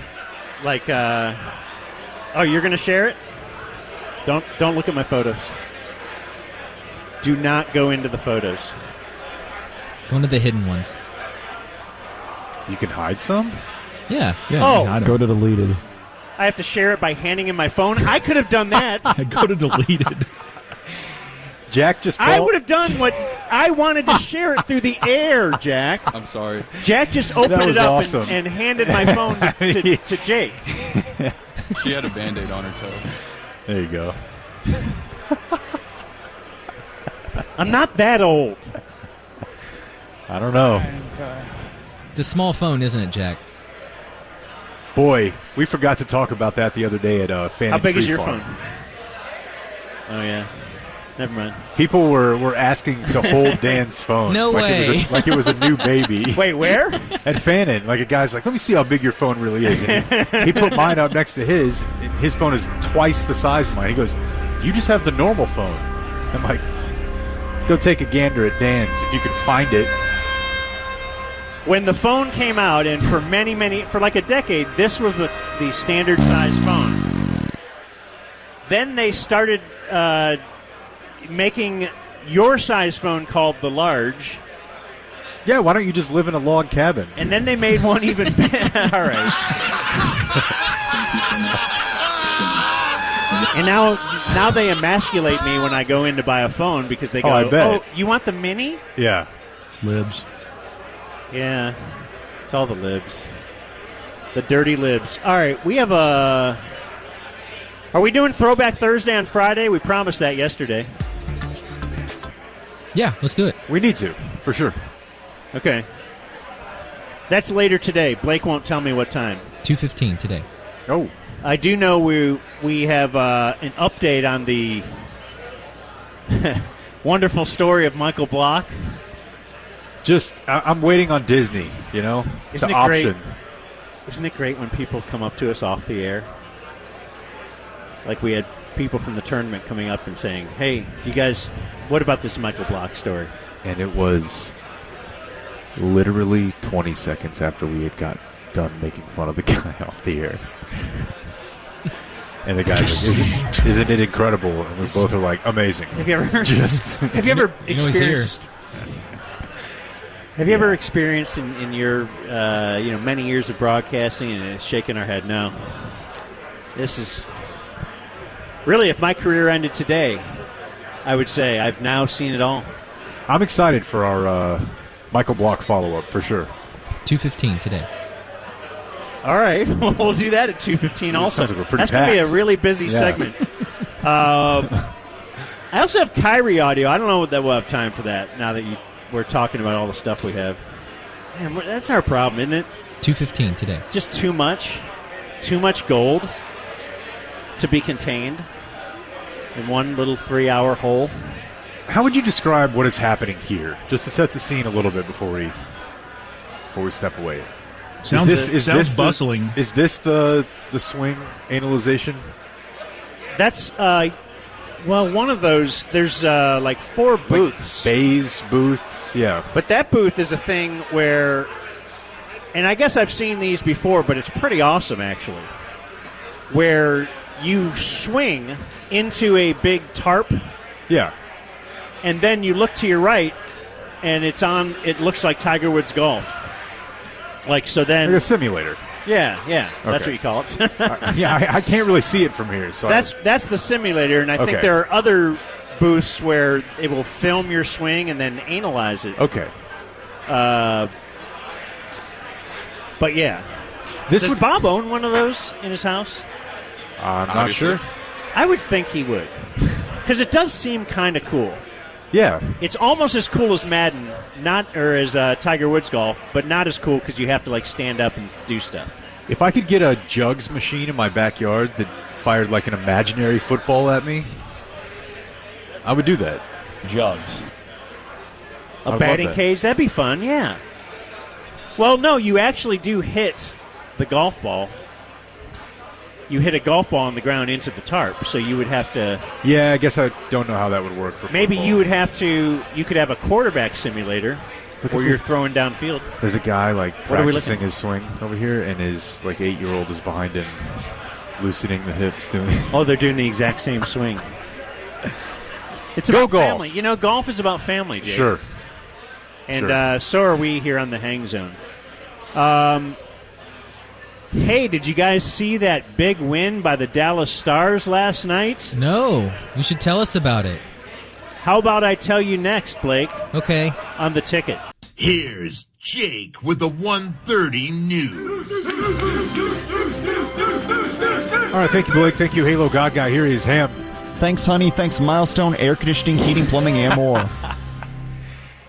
There's an article at NBCDFW.com today about a themed house in Plano that is going for sale. Now, this particular house is pirate themed. I guess it's Pirates of the Caribbean themed house. You'll see these from time to time, and they Was always it owned make by news Mike stories. Leach? No, I don't think it was. That's a good guess, though.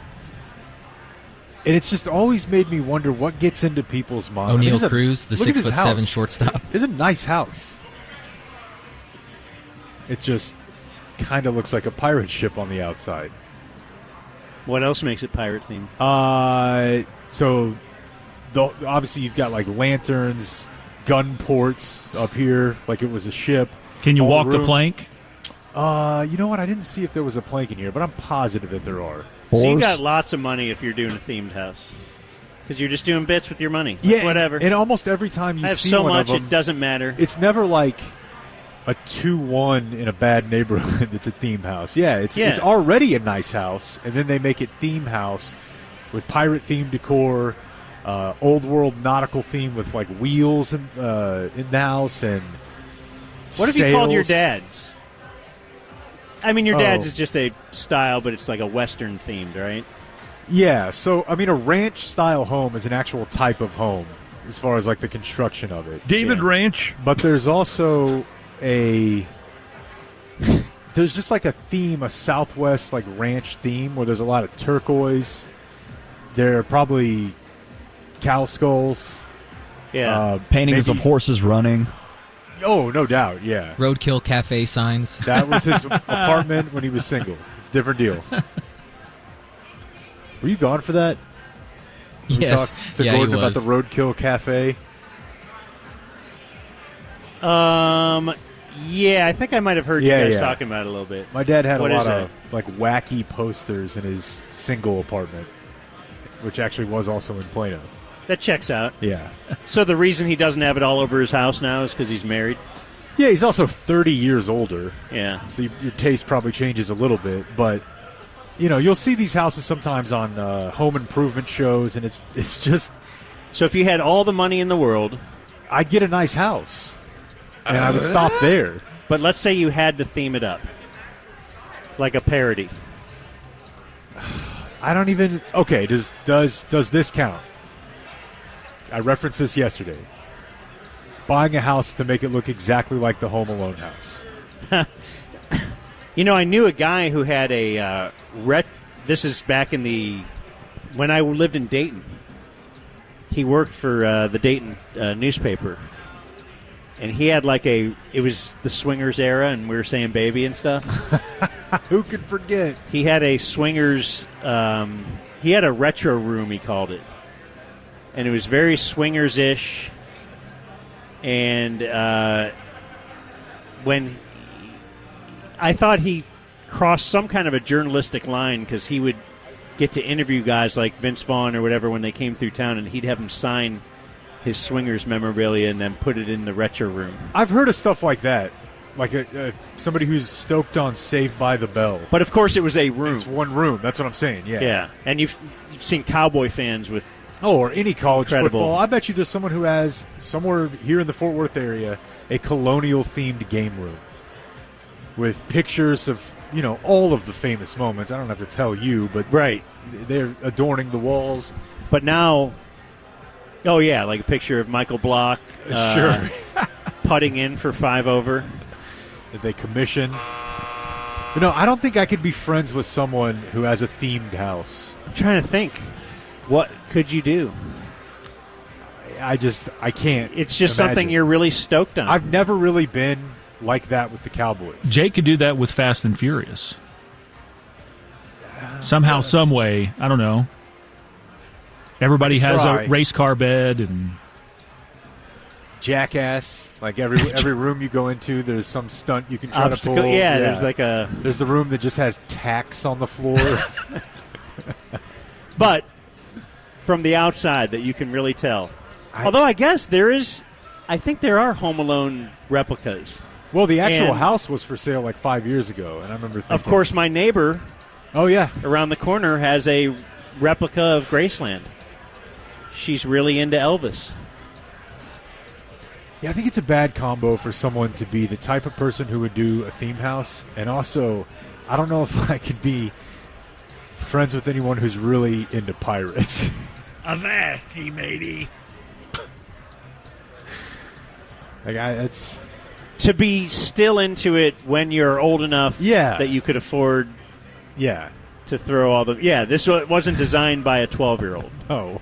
And listen, I love Star Wars, but I'm not making a Star Wars-themed house. But that's got to be one of the most popular ones, right? Yeah. Well, that's because your wife won't let you. That, too. But I wouldn't even if I had the ability. Ty? You'll just get another tattoo? Yeah, I get another tattoo or put some more stuff. I've got my office that I put stuff in there, but...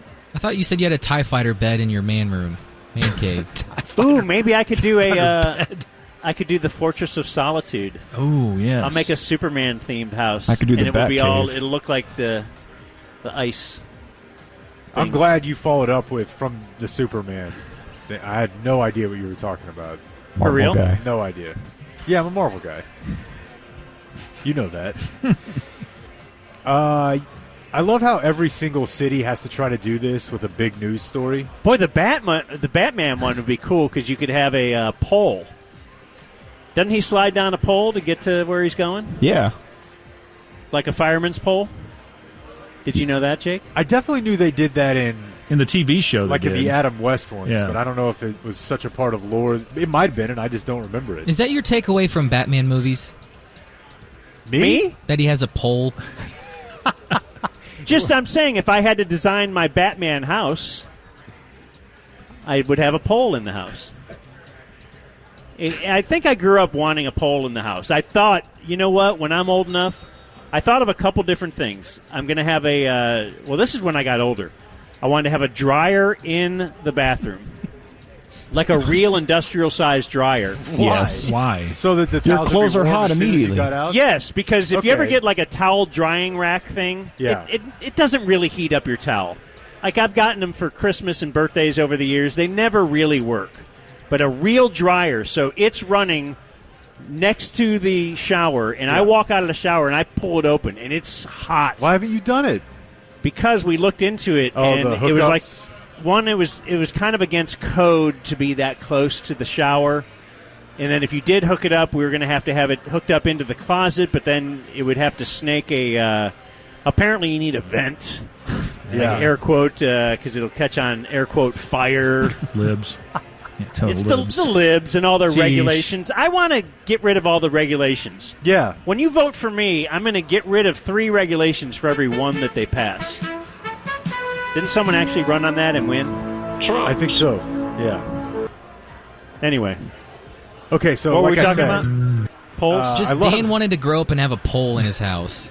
Oh, so then, yeah, you could either be... Why'd you get him back pretend to be a this? fireman, pretend to be Batman, or then you bring your stripper girlfriend over. Yeah. Hey, Richard Hunter had a stripper pole. For real? He did. For Hamburger to dance on. It's awesome. I guess I'll do like the 4 or 5 sentence lead-in thing again. Every city tries to do this when there's a big news story, especially if there's Who's Hamburger? Just please forget about it. You're the one who needs to just forge forward. Especially when there's a celebrity death. And Dallas's version of this with Tina Turner is that her life really began when she broke up with Ike in Dallas. Oh, it was in Dallas? Yeah.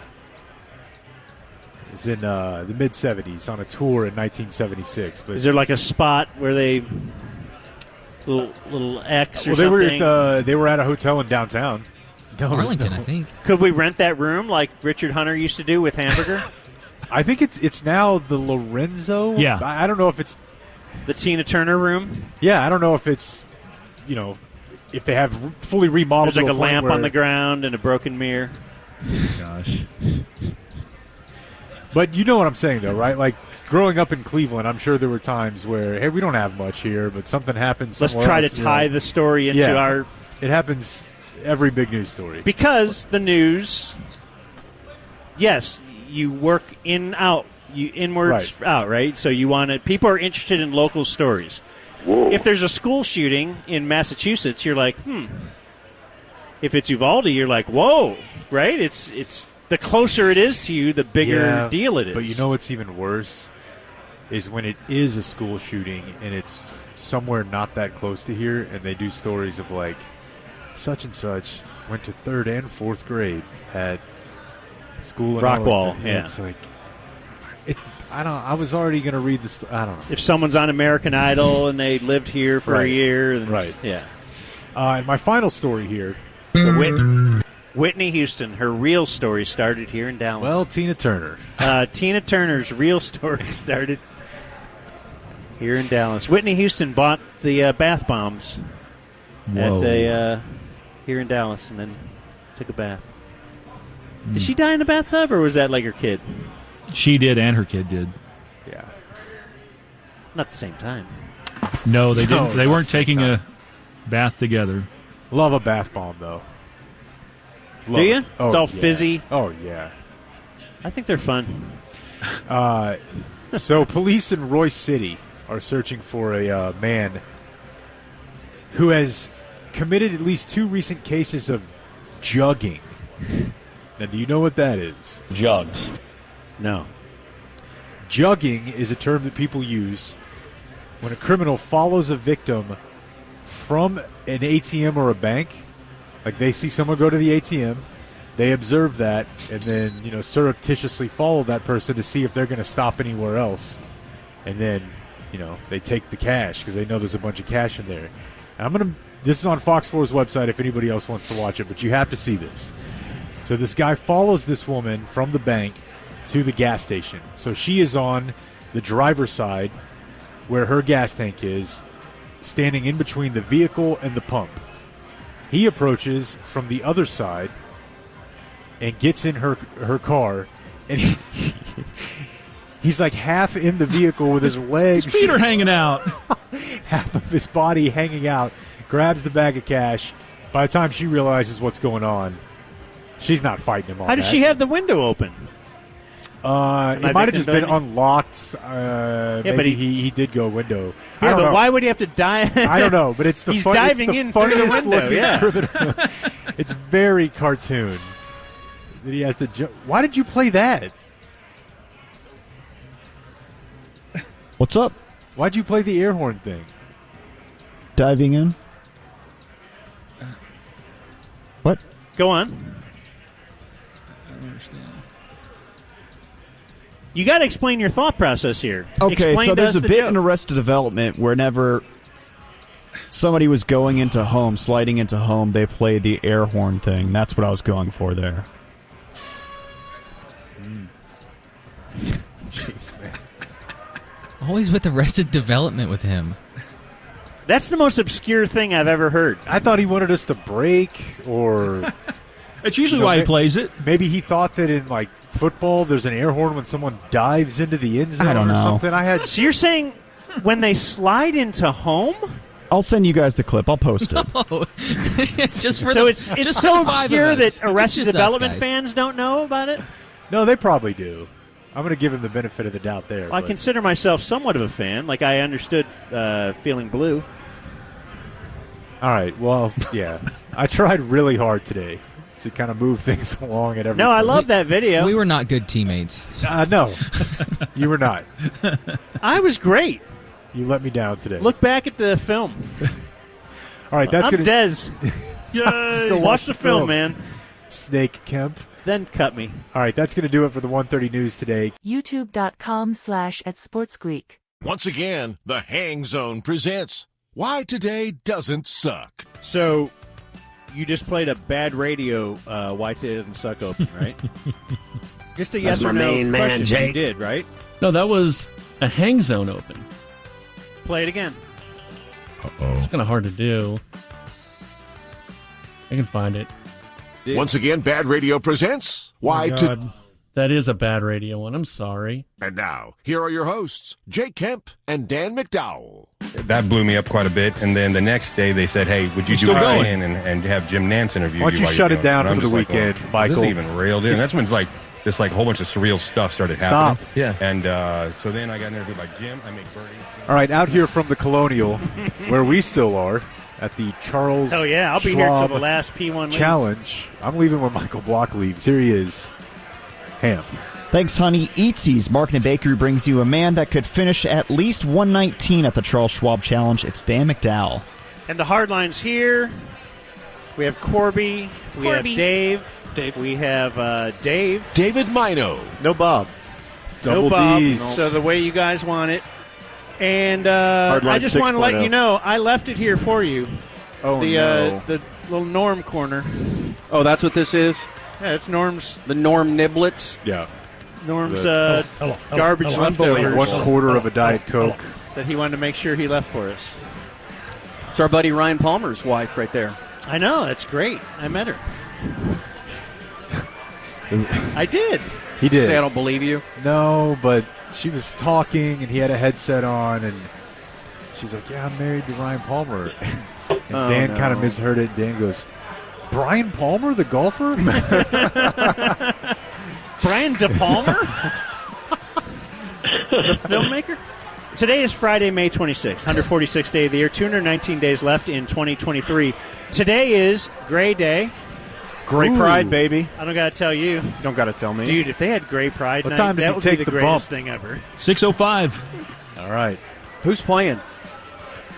And the That Rangers. team you're following. And it is Ticket 80s prom day. That's right. Night. 9 It's 9 the day p.m. of the night. Day night. Today is Ticket 80s Day prom. night. Yeah. Are you doing it from here? No. That's why it's at 9, because I got to drive back and didn't want to attempt 8 o'clock, so just made it 9 o'clock. Right. Good idea. Dave. On this day in 1977, someone named George Willig scaled the outside tower, the outside of the South Tower of the World Trade Center in New York. He was arrested at the top. Look where that got him. Got him on Why They Doesn't Suck. That's phrased kind of funny, right? Yeah. He scaled the outside of the tower. Yeah, I guess. mean, the I other think way, inside would be more impressive. Yeah. He just kind of went up the elevator. Yeah, just say he scaled Yeah, the World it was Trade obvious. Center. This day in 1994, Michael Jackson and Lisa Marie Presley were married. Oh, that seems legit. Well, that shows he's not Yeah. into little kids and stuff. Yeah. Pete That's how you prove O'Brien. it. Right. Yeah, no one who's married has ever committed that sin. It's true. On this day in 1993 is the day that Jose Canseco had the fly ball hit him in the head, El bounce Popo. over his That's our head friend. for a home run in Cleveland. Cleveland. Our dear friend Jose Right. Canseco. I was there. He can laugh about it now. I caught it. I caught the ball after it bounced off Threw his it back. head. I did. Did you hear by chance when David Holst came on with him a couple of weeks Oh, ago? yeah. It was great. We had nothing to say to Canseco. That was a so, great like, idea because you guys said it was Mino's Yeah, it was idea. all Mino. It All was, me. Yeah. It was perfect. That's why he's taking over for My Bob. one idea I've had. I wanted some fastballs, though, to Canseco. Like, hey, some of the steroids. Yeah, bro. You ruined the sanctity of our game. So on this day in 2020, one day later, Minneapolis police issued a statement saying George Floyd died of a medical incident. You know, right. I think Bob is right. Like time machine travel. Obviously. Does anyone go back to that time? Back. Fair. Maybe like Probably. to bet on the Lakers. Yeah, it was the worst year of my life.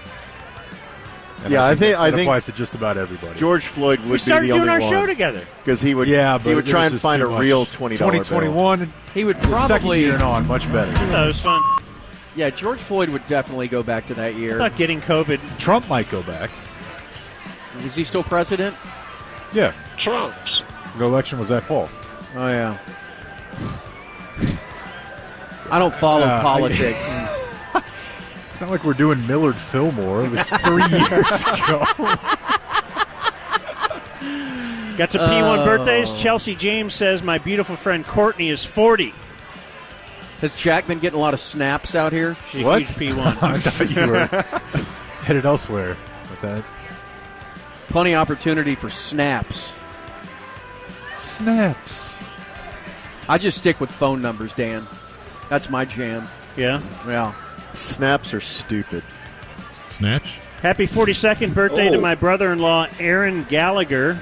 Oh, yes. Is that the Hat tricks. Yeah, he smashes watermelons. Rest in peace.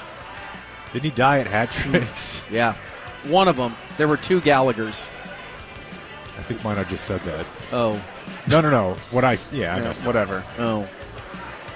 My brother Spencer is 44. Spencer Patton. Leaders are Dusty Hill and Bud Dwyer's paper bag. Would it surprise you, gentlemen? That's from P1 Scott. We have Mike, the truck driver, Hey. What does he do for a living? from Holly Adair. Doesn't say what he does for a living. No. Chemical engineer. He's a top cop. Mike, the truck driver, and Coach Joe, the two hardest guys to figure out what they do. Amanda Schleier says, it is the best day ever. The P1 family birthday today. My daughter Alexandra, 6. My husband Taylor, 42. And my twin sister and I, Janelle, are 40. Are we broadcasting next to a girl's toilet? Boy, I wish No. we were. Oh, I just keep seeing girls walk Yeah. behind there. Are they doing cocaine?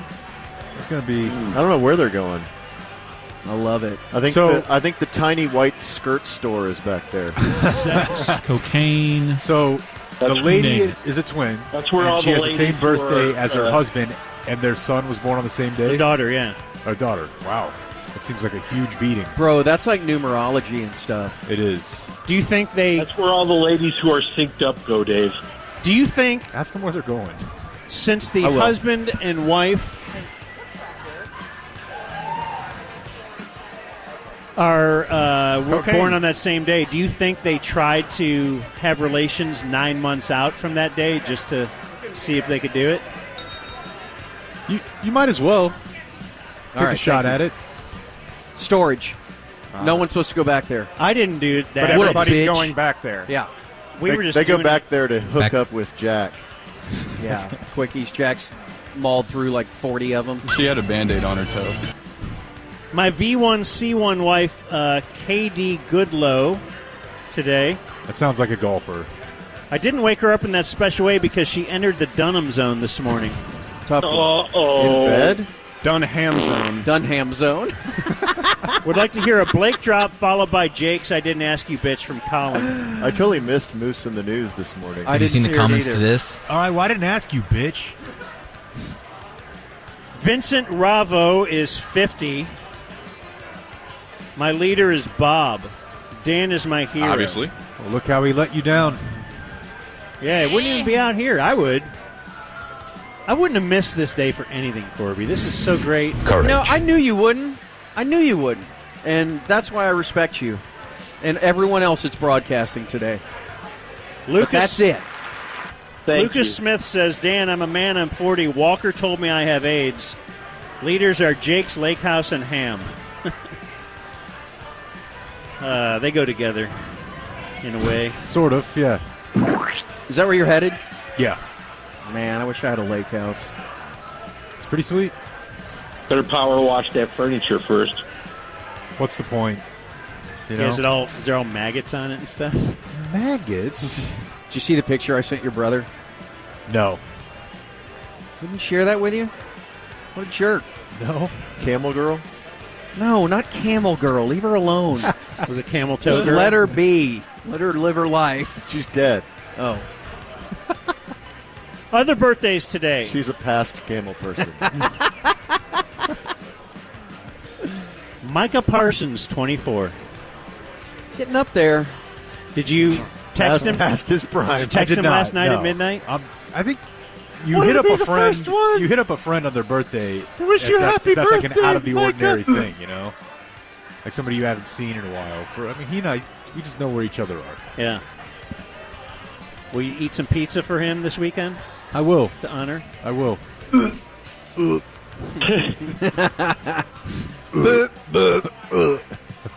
This guy is crazy. How many beers have you had? Today? All of them? Yeah, like Did you 30. go around the world? No. I can't even count. Yeah. Right? That many. It's tough, He said right? so many, yeah. It's just when I get around golf, you know. Hello. I'll tell you what. And I wanted to get my swing analyzed, so I had to loosen up a little bit, you know. We got community Get right here 9 in behind after us. this. What is up? That's my jam right there. It's a non-alcoholic. Yeah, that's I want no part of that. That's on the sign. No. Kevin Kennedy is 69. Twin K. If I walked around with this was big never cup, called could I Twin have K. them make a beer suicide? Probably. I wonder what that would taste like. Gross. Would it? Hey, line 4 guy. Yes, Norm. Guess what I have in my underwear? Thank you. I think the remnants are on the table here. I'm feeling 5 periods, maybe. Oh. So Ham clearly had one in the chamber and thought, all right, if they're not going to ask for it, I'm playing it. It's too good not to play. Way to go, Ham. Brent Musburger, 84. Thank you. Outlive Tina Turner. It's fair. He probably put money on it. I did. Dan Pastorini, 74. Traded for Ken Stabler. That guy had a gun. Was that a, clean swap? I think it was a straight up. Just think, if he wasn't traded for Ken Stabler, you would be married to Dan Cindy Pastorini. Yeah. You'd be Dave Pastorini. I met his daughter. Yeah. Did you at least think about asking if you could take her name? Yes. Well, why didn't you? Go Dave. We have an inside joke that when we're in public and I remember to walk with good posture and look like I know what I'm doing, that I'm no longer Dave Lane, I'm David Stabler. Yeah. Like, there are very few cases where nobody would give you any heck about it. Otherwise, Like, Hall of Fame quarterback. She doesn't even introduce you as your husband. It's just, this is Dave. Yeah. Like you ran into him on the street. Hi, Dave. Stevie Nicks, 75. Man. She the one that Legend. died with a ham sandwich on a toilet or whatever you guys Mama Cass. Jerk. Go take a peek right now. You got a computer in front of you, right? Yep. Take a look at the Buckingham Nicks.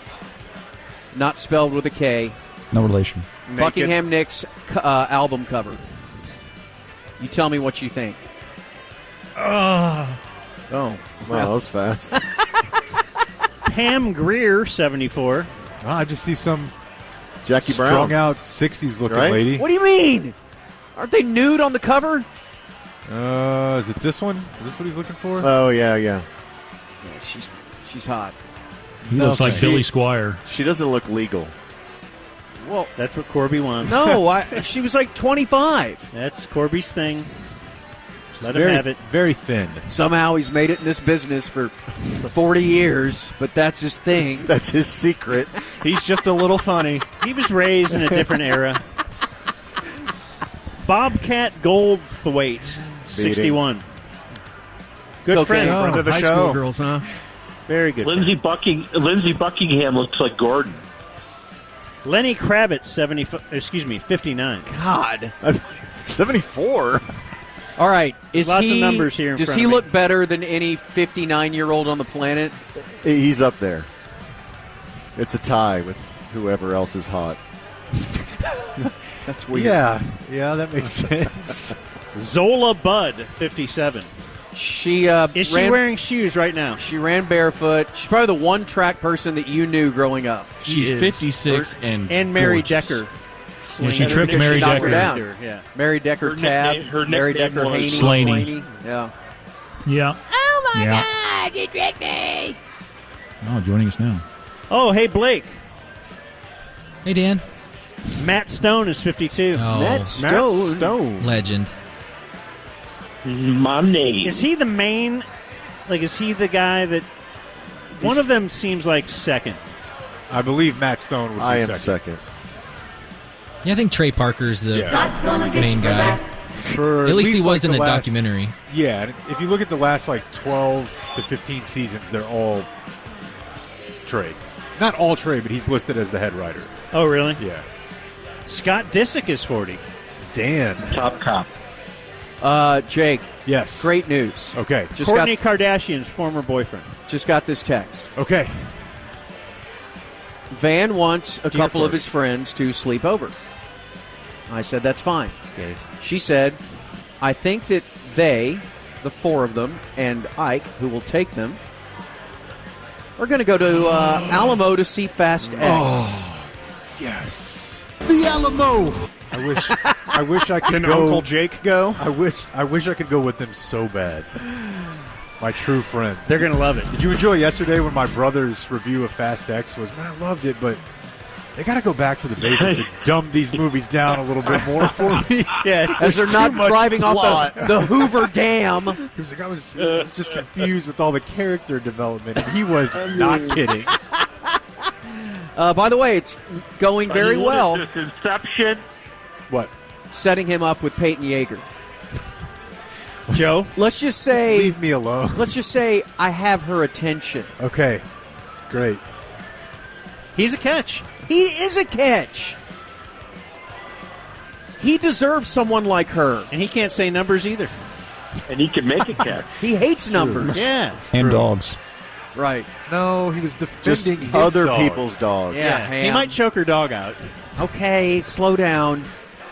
Every time he meets a new dog. Just snaps its neck. Only one of us can make it through this. Not tough. Ollie's just trying to play with him a little bit. How long? I just don't know my own strength. How long would it take for him to snap Bodie's neck? Oh, my gosh. And Probably a one documentary hand filmmaker job. Adam Curtis is 68. Wow, can't get you out of my head. Born on this day, now dead, we have Sally Ride. Ride, Sally, ride. Astronaut. The first woman in space. And it caused the moon Yeah. to... There was a huge hurricane. She Tsunami on the West Coast. She immediately had her period as soon as she got Right. to space. Whoa! And the tides just Oh, went my God. insane. 50,000 people died. Oh, yeah, there's a tsunami. Yeah. I'm feeling. They're like, get her down, get her down. Unintended consequences. Never again. John Never Wayne. again. Gacy or John Wayne? John Wayne. Oh. Who I think Jake has seen plenty of his movies. I was named after a John Wayne movie. Which one? Big Jake. Oh. No, Sands of Iwo Jima. The Searchers. Jake Searchers Kemp. Al Jolson and Jack Kevorkian. Dr. Death. What happened to him? He's dead. Well, I mean, it felt like that was going to be a movement. Legend. It took off. And I Kind was of a like kid. Kind of like BLM, right? Like, oh man, this is going to be big. It's going to change everything. Fair. Dead on this day, still dead. Theodore Morell. He, of course, Hitler's personal physician. The Nazis. So he was the one who diagnosed the micropenis? And the flatulence? Waldo Seaman. He invented vinyl. Good thing. Died on this day in 1999. Died on this day in 2018. You should definitely know this name, Jake. Alan Bean. Alan Bean. Oh. Is that an astronaut?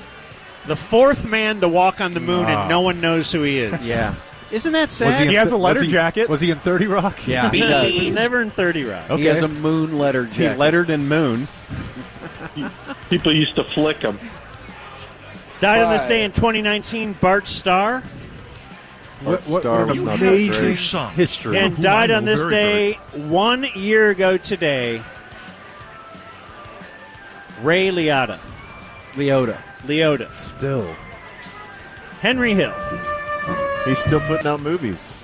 The greatness of Henry Hill. Cocaine Bear, yeah. And I think he's got one more in the can. Yep. 5, 4. Well, now we're done. 3, 2. What's the countdown for? And you're done. Shut it down! Let's go! September, which just looks like a rat. Go away, Shut up, Michael. Black. I guess there were like 6, 7 camera crews Michael waiting for Ian you to Block. show picture. But yeah, it's Broadcasting definitely- live from the TXU Energy Mothership at Victory Park.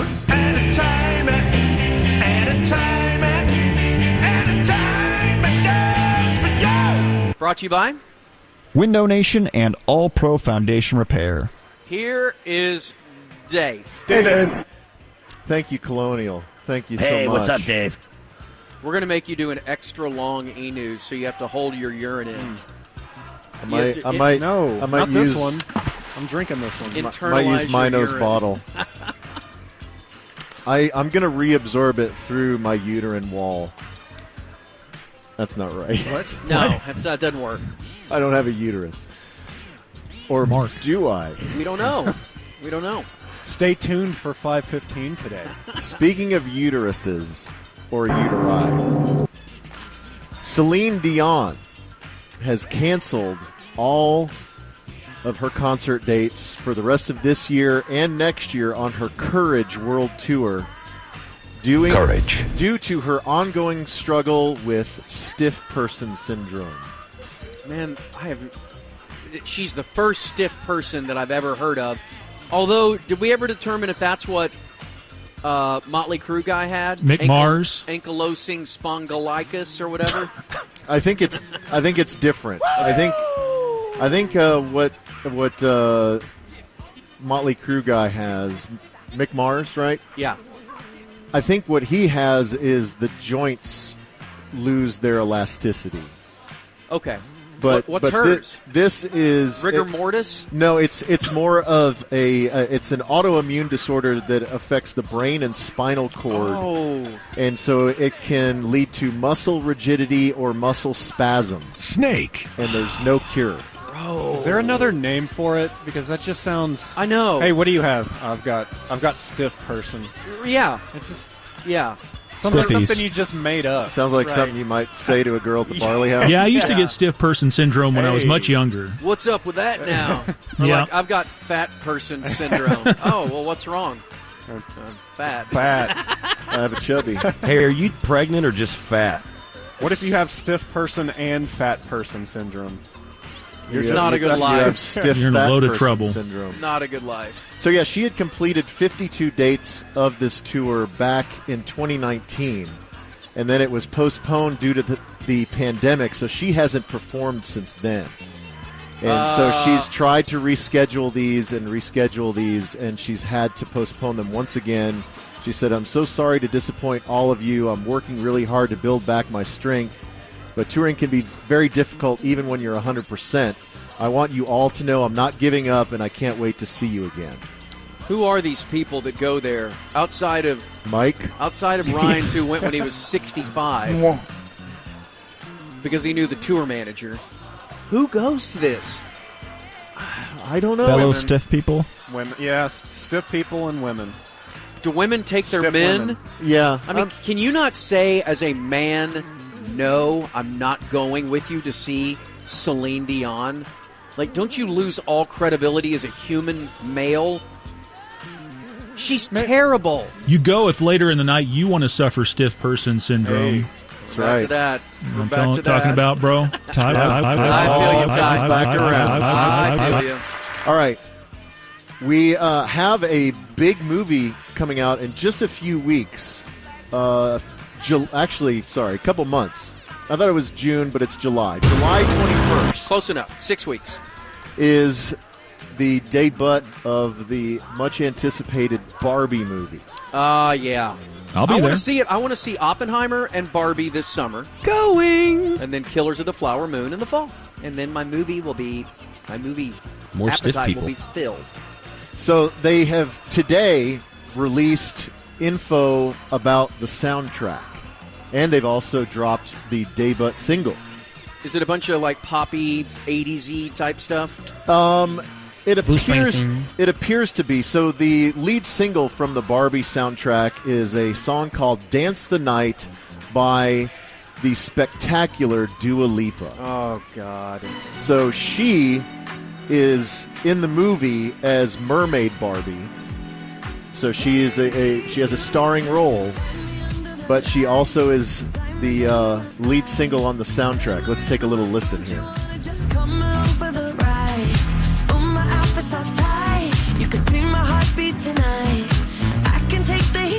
This kind of sounds like another song I've heard of hers.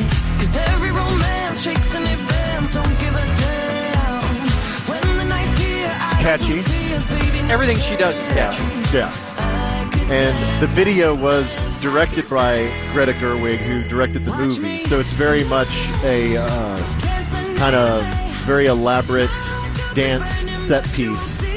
And she does not suffer from fat person's disease. No, she makes me have stiff person's disease. She does. She does. I wonder if she would like you. So in addition to Dua Lipa, the soundtrack also features Charlie XCX, Lizzo, Nicki Minaj, Ice Spice, Dominic Fike, Tame Impala, Khaled, not DJ Khaled, So but the everything other has got to one. be like super upbeat, right? I have a question. Go on. Who is Ice Spice? Never heard I don't know. it. I've seen her on social media, but I have no idea. No. I know what she looks like. I didn't know if she was a singer or an actress. She hot? Okay. Like she's Sydney Sweeney hot? No one is that hot. She's No one in the rapper world hot. is. No one in the world is. Yeah. So She looks nice. The soundtrack was executive produced by Mark Ronson, so it's Okay. definitely going to be shiny and poppy. Right. And also appearing on the soundtrack, Megadeth. not Megadeth, Oh. as Ken, Ryan Gosling. All right, that'll be funny. Yeah, because he had a band back in the early aughts, and then he also, of course, sang his own part in La La Land when he got nominated for Best Actor. That is right. So he can sing. Yep. So he's going to be on that soundtrack. It looks fun. Another bit of new music that we need to listen to. Edible fun. So this coming Friday, the Foo Fighters will release their new album, But Here We Are. Yes. Yes. It's their first since Taylor Hawkins' death. B-U-T or B-U-T-T? Here we are. Just the single But T. here we are. Yeah, it's like when you get to the bathroom, Yeah. but here we are. You can go now. Yeah, speak to it. My butt didn't listen when I was at Trader Joe's. But wake up! We're here. So, okay, Ham. Hit and run. So, earlier this week, they played their first show with their new drummer, Josh Freeze. Yeah. Not John Freeze, but Josh. Right. I think Josh I said Freeze. it. I think I said it wrong the other day, and Josh I got Freeze. blasted for it. You did. And so they just released the third single from the album called "Show Me How," and let's listen to a little bit of this. But show me how. It's kind of a shoegazy tune, and Dave Grohl shares the lead vocal with his daughter Violet. They sing. Oh, really? They sing in harmony. She's a badass.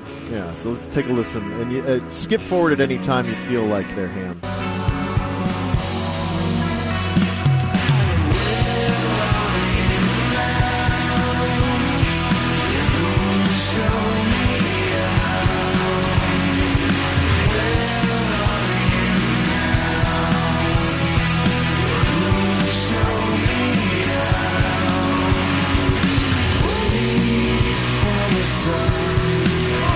It sounds like the Foo Fighters. Yeah, a slow jam Foo Fighters song. So far, How do you feel about it? Well, I've not listened to the whole thing, but I've heard all 3 of the songs they've released, and they're 1 for 3 so far in my book. But it may change. Which one did you like? The first one? The second one. Second one? Yeah, Okay. yeah. All right. We have a story about Tom Petty. Tom Petty. Yes. So That was our thought was that if his name would have been Tim Potty, his career would not have gone as well. We didn't. Maybe a different line of work. Right. Yeah, there in the multiverse there is a Tim Potty, Yes. and he never made it big. No doubt. So a Boston-based auction house has taken down items that once belonged to Tom Petty at the family's request because Tom Petty's family threatened legal action against RR Auctions and demanded return of the items. They say they have irreplaceable sentimental and educational value for the family and legacy of Tom Petty. They say that the property listed in the auction had been kept in the family's secure storage and that the auction house would not disclose the co-signer who provided the items or how they were acquired, so they were clearly stolen. There's no other word for it. So they're claiming that whatever the auction house got was not gotten in the proper channels. You wonder how often that it this was somehow happens stolen from them. with celebrities. Probably not that often because these auction houses, they vet everything that they have. But there's got to be stuff that pops up in the families or, hell, grandkids or great-grandkids going, where did that come from? How did that get out? Yeah. How did I not know that existed? Yeah. Yeah, so among the listed items, there were jackets, T-shirts, sweaters, boots, sneakers, scarves, hats. Like personal items. Yeah, and so the auction house said the items were from Tom Petty's former home in Encino that he owned with his first wife, Jane Petty. After the pair divorced in 1996, Jane Petty took control of that house. Okay. And then in 2015, she was foreclosed upon, and ownership of the house was transferred to the bank, J.P. Morgan Chase. And J.P. Morgan Chase, they say, ultimately discarded the items. And then the auction house said that a co-signer had purchased those items in February. I don't know if it was directly from the bank or from some other intermediary. So Tom Petty's first wife went broke? I guess. Sounds like it. I mean, by the time 96 rolled around, he was... I don't know when they got divorced. Did you say when they got divorced? They got divorced in 96. Dude, Yeah. he'd been around for 20 years almost, and She all just of his... blew through all of it. Well, it was 20 years later when she got foreclosed on. after that. Still though, like that's weird. Yeah. So the auction house says they're investigating and they've taken everything down for the interim. They do have it's a big rock and roll themed event, so they have other stars stuff, so it's not like they are totally screwed not having the Tim Potty lot. Right. And finally, Armin. We had this a few weeks ago, maybe a couple months ago, on Entertainment News. You remember the lawsuit about Romeo and Juliet, the original 1968 version. Yeah, was there some like sexual stuff going on there? Something weird? So the stars of the film, who are now old as hell. Yeah. But Olivia Hussey and Leonard Whiting, they filed suit last December alleging that they were coerced by the director, Franco Zeffirelli, into performing nude in the film's bedroom scene. And Hussey was 16 and Whiting was 17 at the time of the filming. Look at that over there, huh? Yeah, 8th grade, kick ass. So the bedroom scene includes a lingering shot of Whiting's buttocks and a glimpse of Hussey's breasts. Yeah, weird. And they both testified in court that the scene that he was instructed to get on top of her and act like they were having intercourse. No. Off. So the judge actually, though, yesterday has thrown it out, saying that the film is protected by the First Amendment. The judge found that Romeo and Juliet qualifies for First Amendment protection and also that the suit does not meet the statute of limitations in California. Remember, they had that window of opportunity for people who had been sexually assaulted or sexually abused a long time ago in their childhood that had never come forward, but there was a time where they were suspending the statute of limitations and saying you can go ahead and file suit now, but they said that it doesn't meet the standard for that. It doesn't that the film meets First Amendment protection, and that the plaintiffs didn't put forth any authority showing that the film can be deemed sufficiently sexually suggestive that could be held to be conclusively illegal, like child porn, basically. So on that front, are you guys familiar with the Brooke Shields documentary that's out right now? Yes, watched it. Okay. It's really good. Pretty Baby? Man, that girl at the age of so exploited 12 or 13. Yes. They wanted her to be all sexed up. And it's so creepy. And we were like, oh, yay, it's Brooke Shields. She's so pretty for a girl. Like, nobody cared. Yeah, and how sad it was for her when she went to college. Yeah. And she didn't have any friends, and everybody thought she was this real fast and loose girl because of her public Blue Lagoon, persona. Yeah. They thought she was this big slut, but she was just a nerd. Yes, totally. And everybody was like Sup, afraid slut? to approach her. I think it was weird, man. That's a weird life that girl. Yeah, and then her mom, the toxic relationship with her mom and with Andre Agassi. Yeah. No bueno, man. Yeah, it's a fascinating watch. Pretty Baby, is it on Hulu? Is that right? Yeah, I believe so. Yeah. All right, that's your Enews. Good stuff. All right, Dave, let's do the concert calendar. Last segment out here from Colonial at the Charles Schwab Challenge.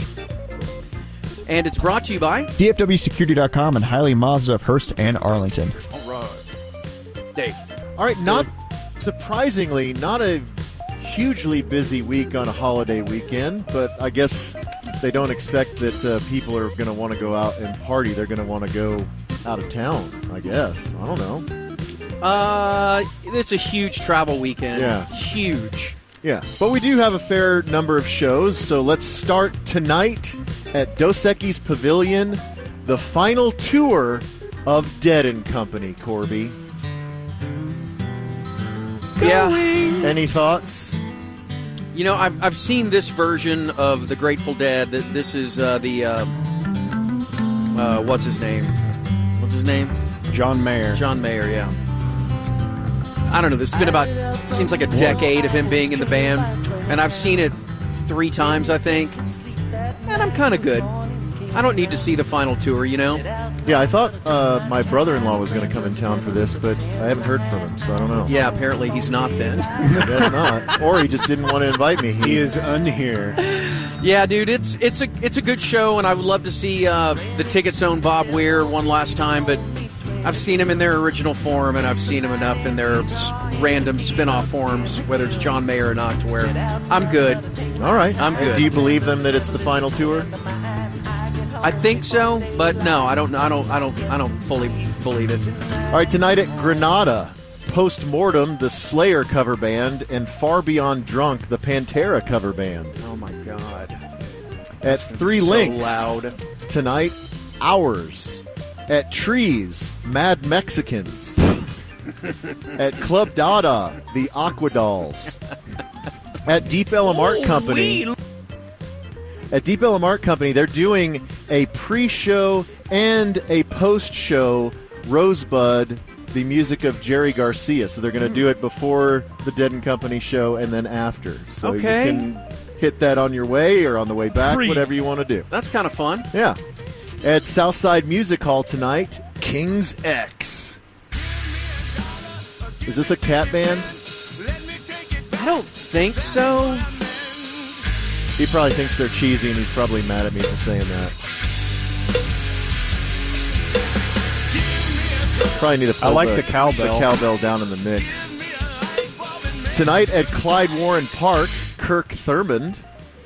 Tonight at the Kessler, Pleasant Grove. Really? They are back together. I saw a little blurb on the Dallas Observer about them back together. So this was a pretty, I don't want to say legendary. They were really good around here, a local band in the 90s. And it seemed like that they had the world by the balls. And I believe they just kind of went their different ways, those two guys. What are their names? I forget their two names. I can't remember. I think one of them moved to Austin. Yeah, for sure.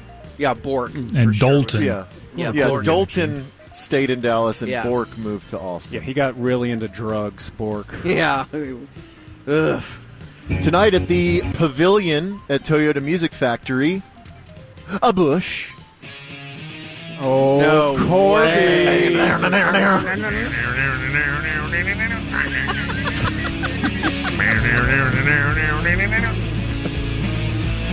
Why does this sound so short bussy? Like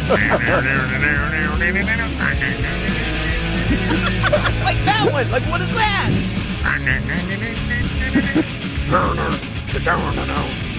It is this guitar riff. It's a very aggressive power chord, man. It's Bush was the most successful British band to jump on to the grunge thing. No doubt. So was this in 93 or so, 94? Yeah, probably 93, 94. Did you ever see him? Never saw him. I didn't either. Yeah. Not my jam. Yeah, you know, he is what was Gwen Stefani? No, yeah, what's his name? Oh, Gavin Rossdale. Yeah, Gavin Rossdale. He was best friends with Roger Federer. Bingo. So, not Bingo. I never mention him ever. But he would always show up. His T-shirt right now. That's right. He would always show up in the box at Wimbledon when Roger would play in the finals, and then with his puka shell necklace. Yeah, and then Gwen would sit there and just stare out into the distance like she didn't want to be there at all. She's front row at Wimbledon because she was so emaciated. She had like no calories in her system. Yeah. Breathe in, breathe out, breathe in, breathe out. You guys need to do this at Summer Bash. It's probably too late. Maybe tickets stop next year. God. You play every instrument with your mouth. Breathe in, breathe out. It's like Bobby McFerrin. You guys are all the instruments with just your mouths. Maybe the hard line. Somebody can do bass, somebody can be lead, drums, and then Corby singing. All right. Tonight at Dan's Silverleaf. Also tomorrow night, Gary P. Nunn. At Andy's Bar, Chloe Jobin. At Rubber Gloves, Fugitive. At Lava Cantina, Unwound, the George Strait cover band. And Barefoot Nation, the Kenny Chesney cover band. At Legacy Hall, Buffett Beach, the Jimmy Buffett cover band. Where's that at? At Legacy Hall, Plano. Okay, all right. At Tulips Fort Worth tonight, XB Valentine. At Lola's, Cool Jacket. You would think that there would be some fun shows because the Colonial's going on and people want to keep the party going and all that. Well, just wait. Uh-oh. Tonight at Billy Bob's. Let's go. 38 Special. Oh, yes. Ooh. Yes. I think, and I'm not sure. No, Corby. I think that they headlined, or that they played one of the Super Bowl media parties. Oh, I remember hearing about this. and made it through like 3 songs, and I'm like, okay, 38 special. All right, then. All right, now we are into tomorrow. Tomorrow at sundown, the British are coming. Gross. A British Invasion cover band. At 3 Links, me and Adam. Oh, me Adam? And Adam. Okay. ND instead of AND. Okay. Confused me for a second.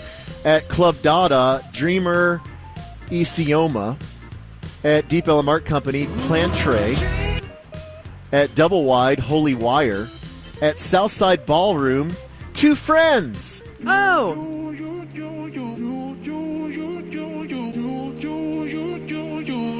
Are they saying JoJo? Got a lot of love, little bit less money. Don't need too much on me. There's going to be a lot of hot girls at this show. Really? Yeah. Met a couple friends, More than Bush? but I never really see them.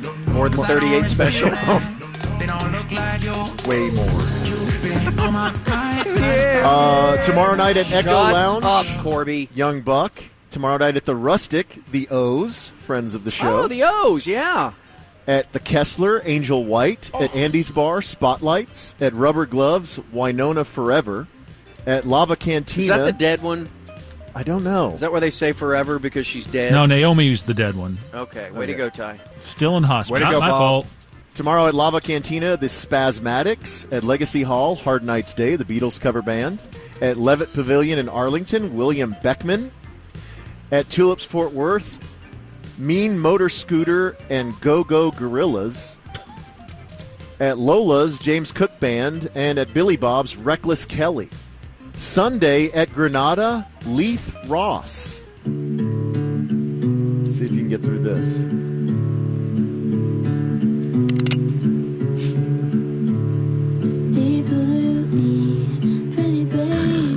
God, dude. Boring. Sunday at sundown, the Funky Knuckles.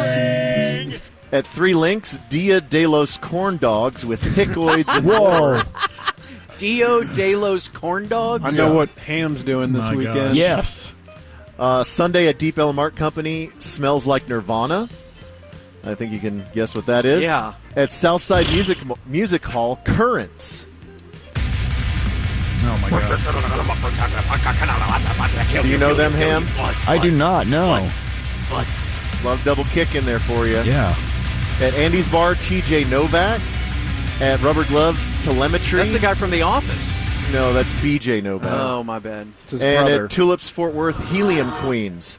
Monday, the holiday, there is nothing that I could find anyway. Yeah. Tuesday at Granada, Shame. Tuesday at Southside Music Hall, Palace. Wednesday at 3 Links, Toki, the Japanese Elvis. I'm in. At Club Dada, Westerman. That sounds like one of your high school friends. Westerman. Yeah, it kind of does. I heard from my friend Netterman today, so that makes sense. Wednesday at the Kessler, Aldi Miola. At Lava Cantina, Jason Elmore and Hoodoo Witch. We were so close with Jason. At Tulips Fort Worth, No Pressure. Thursday at Granada, the Glory for Salvation Tour, Rhapsody of Fire. Glory for Salvation Tour. This sounds like Cat. Or is this God music? But they have like weird brass instrumentation in there. This is bizarre to me. Thursday at sundown, Charlie Shafter. At 3 Links, Lady Fang. At Club Dada, Joan.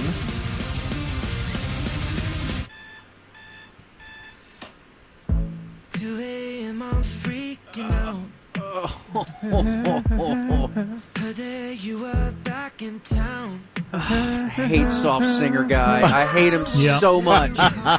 That's why I played it for you. Thursday at Double Wide, Baby Snakes and the Texas Gentleman.